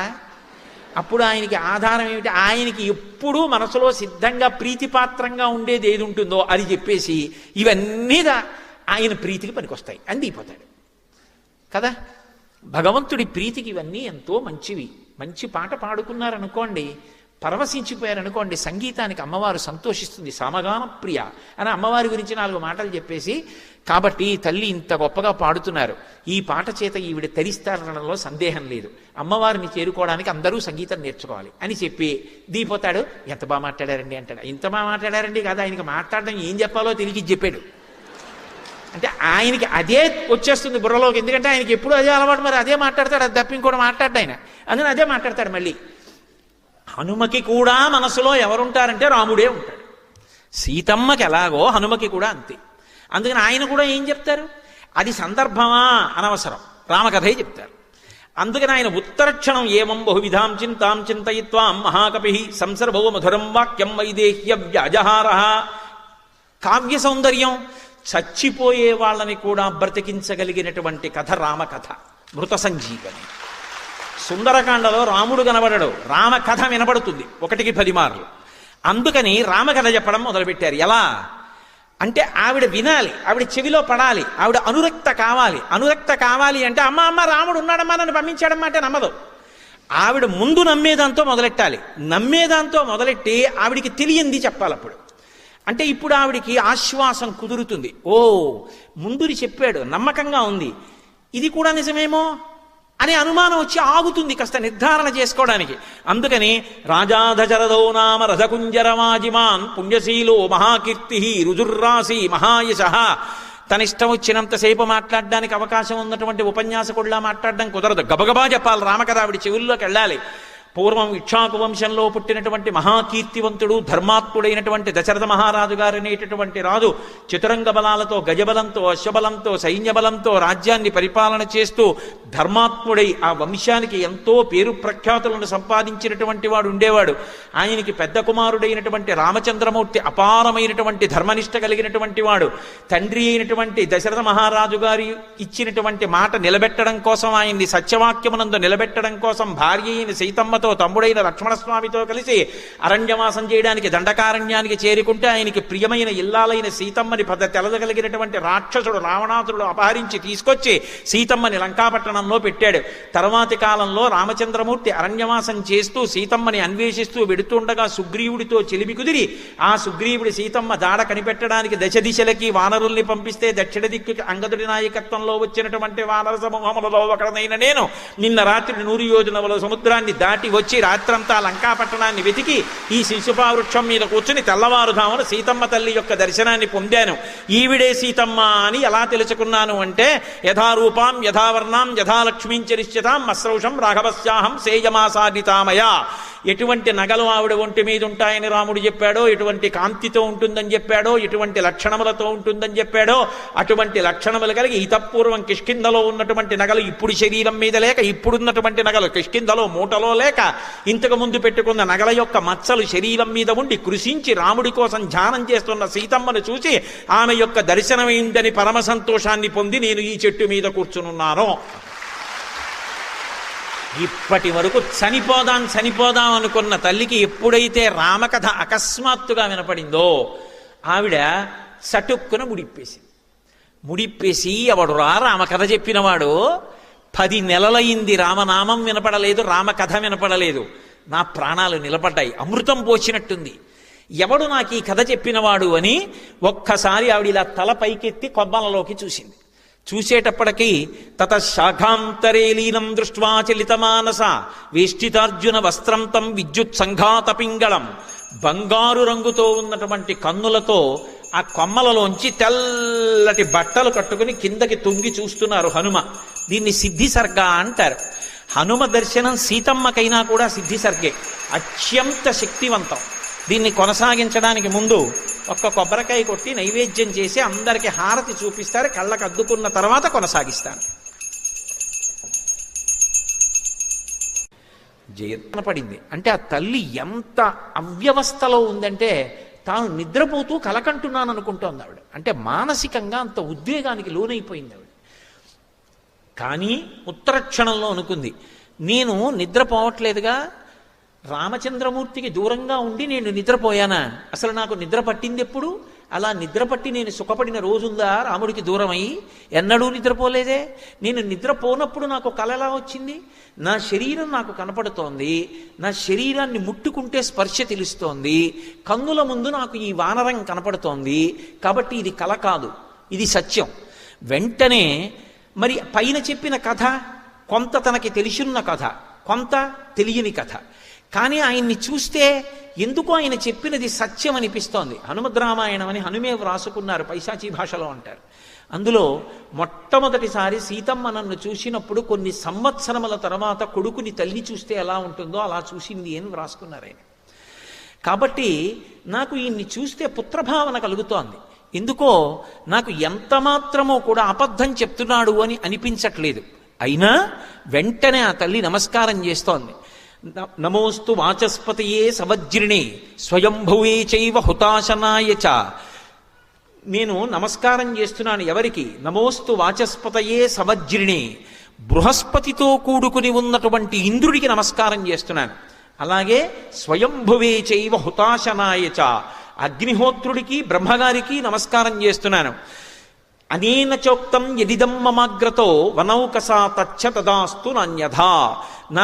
నేను కూర్చున్న ఈ చెట్టు మీద కూర్చుని ఈ వానరం ఏ కథ చెప్పిందో ఆ కథ సత్యమే అగుగాక, ఆ కథ వేరొకలా కాకుండుగాక.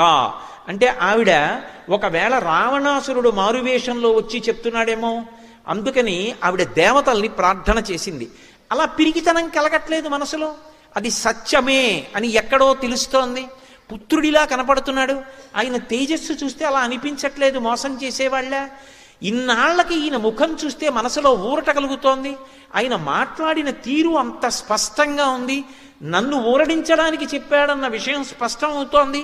ఇన్ని ఆధారముల చేత ఆవిడ ప్రార్థన చేసి, ఒకవేళ నిజంగా నేను స్వప్నంలో వానరాన్ని చూసి ఉంటే దానికి వలన ఆపదలు పొందాలి, నేను బాధపడాలి అంటే, నేను ఎక్కువ మనసులో ఖేదపడాలి అంటే, ఎవరికి ఖేదం కలిగితే నేను ఖేదం పొందుతాను? రాముడికి ఖేదం కలిగితే నాకు ఖేదం, లక్ష్మణస్వామికి ఖేదం కలిగితే నాకు ఖేదం, నన్ను కన్న తండ్రి జనక మహారాజు గారికి ఖేదం కలిగితే నాకు ఖేదం. అందుకని స్వస్యస్సు రామాయ సలక్ష్మణాయ తథాపితుర్మే జనకస్య రాజ్ఞః.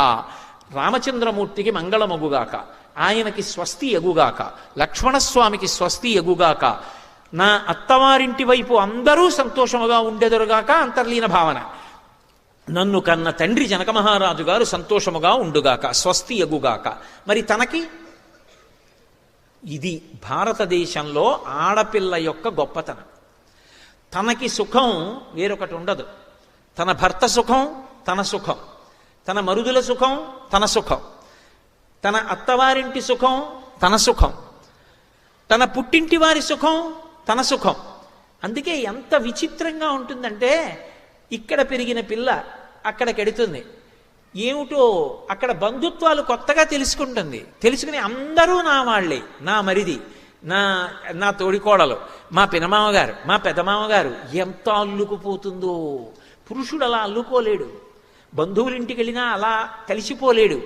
ఆడపిల్ల ఎంత తేలికగా, ఏదో బాతు నీళ్లల్లో వదిలేస్తే ఈ దేశినంత తేలికగా అత్తవారింట్లో ఉంచేసుకుంటుంది. అలా ఉంచేసుకుని ఆమె పడే బాధల్లా ఒక్కటే, నేనంత ప్రేమగా చూస్తాను వాళ్ళని, నన్ను అలా ఎందుకు చూడరు అంటుంది. ఎంత బేలతనం నిజంగా ఆడపిల్లది అనిపిస్తుంది. అదే ఎంత ఐశ్వర్యం ఉన్న ఇంటిని మెట్టనివ్వండి, ఇది నాది అని చెప్పడానికి అధికారం పొందింది. పుట్టిల్లు అంత ఐశ్వర్యవంతమైన ఇల్లు కాదు, కానీ అన్నదమ్ముడు ఏదో శుభకార్యం చేసుకుంటున్నాడంటే నెలలు నెలలు కష్టపడి ఉండిపోతుంది ఆ అన్నదమ్ముడి కోసం. ఎంత ప్రేమో పుట్టినిళ్ళంటే, తోబుట్టువులంటే.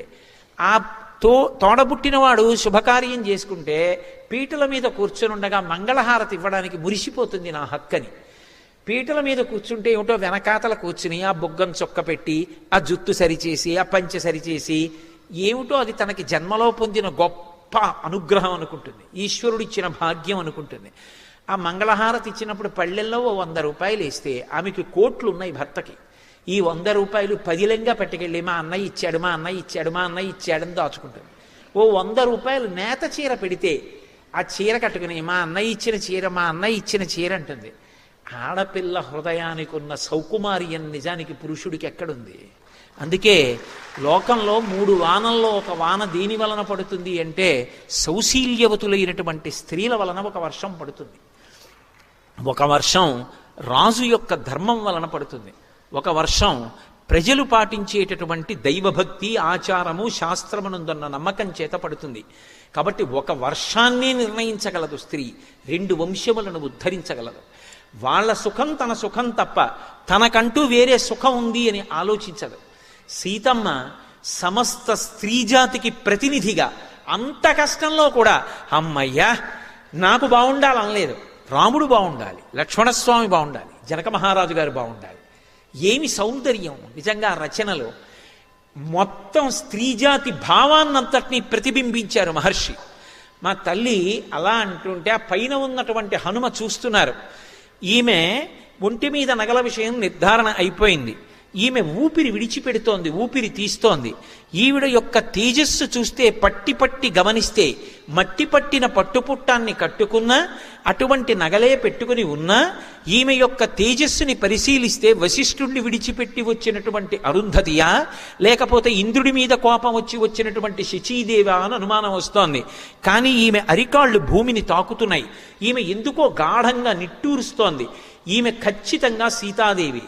కానీ ఈమెని పలకరించడం ఎలా?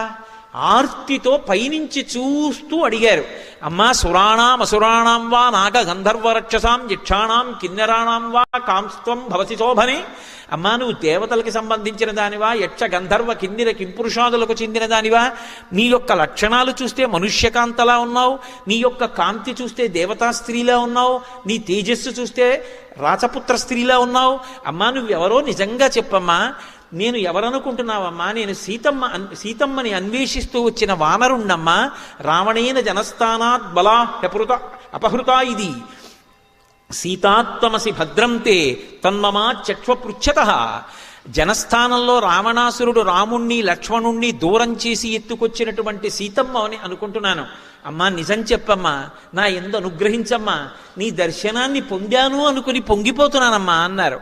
చెప్పాను కదా, ఆయన వంక చూస్తే ఆ వానరం మాట్లాడుతున్నది పరమసత్యం అనిపించింది ఆవిడికి.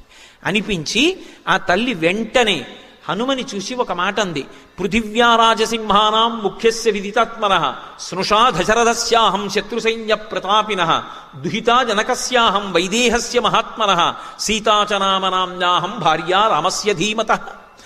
ఆ తల్లి ఇందాక మనవి చేశాను కదా, సమస్త స్త్రీ జాతికి ప్రతినిధిగా నిలబడుతుంది. వివాహమైపోయినటువంటి స్త్రీని పలకరిస్తే అమ్మ తమరెవరు అని అడిగామనుకోండి, మొట్టమొదట చెప్పవలసింది మామగారి పేరు చెప్పాలి. ఎందుకని అంటే లోకంలో ఒక విషయం చెప్తారు, ఒక ఆడది గుండెలు బాదుకుని ఏడవవలసినటువంటి అవసరము రాకుండుగాక అని వివాహకాండలో దేవతల్ని భర్త ప్రార్థన చేస్తాడు. ఈమె ఎన్నడూ జుత్తు విరబోసుకుని గుండెలు బాదుకుని నాకు కనపడకుండుగాక అని. ఆడది జీవితంలో ఏడవవలసినటువంటి రోజంటూ వస్తే ఒక్క రోజు అని చెప్పింది శాస్త్రం. ఇంకొక రోజు ఉండకూడదు. అంత మంగళప్రదంగా మాట్లాడింది. ఇంకొక రోజు ఉండదు, ఒక్కరోజే. ఏదా రోజు అంటే మామగారి శరీరం వెళ్ళిపోయిన రోజు. ఎందుకని అంటే మామగారి కన్నా రక్షకుడు లోకంలో ఉండట. అందుకే సీమంతోన్నయనం అని చేస్తారు. సీమంతోన్నయనము అంటే ఏదో సీమంతం సూడిదలు ఇచ్చామని 5 కేజీలు కాజాలు 3 కేజీలు మైసూరు పాకులు మా కానవాయితీ అన్న దిక్కుమాలినాచారం కాదు.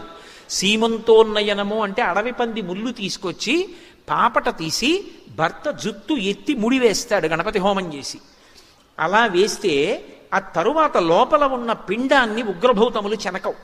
అప్పుడు మొదటి కానుక ఎవరిస్తారంటే సూడిద అంటారు. సూడిద అంటే కానుక. సూడిద ఎవరిస్తారంటే మామగారు ఇస్తాడు. ఎందుకు ఇస్తాడో తెలుసా? అమ్మా ఎక్కడ పుట్టావు, ఎవరింట్లోనో పుట్టావు, ఆడపిల్లవి, మీ తండ్రి ఎంత ప్రేమగా పెంచి పెద్ద చేశాడో, మీ తల్లి ఎంత ప్రేమగా పెంచి పెద్ద చేసిందో, నీ కోసం ఎంత ఆరాటపడ్డారో, అమ్మా నా ఇంటికి కోడలిగా వచ్చావు, నా కొడుకు నీకు సమస్తమని బ్రతికావు. అందుకే కోడల కంటి వెంట నీరు రాకుండా చూసుకోవలసిన పెద్దరికం ఎవరిది అంటే మామగారిది. తన కోడలు సుఖపడుతోందా లేదా అని చూసుకోవాలి. ప్రత్యేకంగా అడగాలి, సినిమాకి వెళ్ళావా నాన్న, ఇద్దరు వెళ్ళండి ఒకసారి అని చెప్పాలి మామగారు. కోడలి క్షేమం చూడవలసిన వాడు మామగారే. కాబట్టి అటువంటి మామగారు శరీరం విడిచిపెట్టేశాడు అనుకోండి, అప్పుట తన కోసం అలమటించిపోయేటటువంటి వాడు, తండ్రి కన్నా తాపత్రయపడేవాడు వెళ్ళిపోయినట్టు.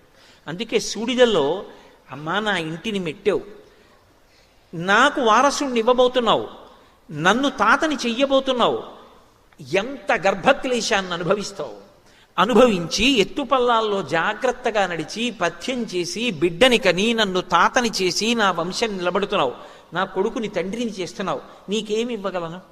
అమ్మ నీకు కానుకిస్తున్నానని ఆభరణం ఇస్తాడు. అది ఎంత పెద్దది వదిలేయండి.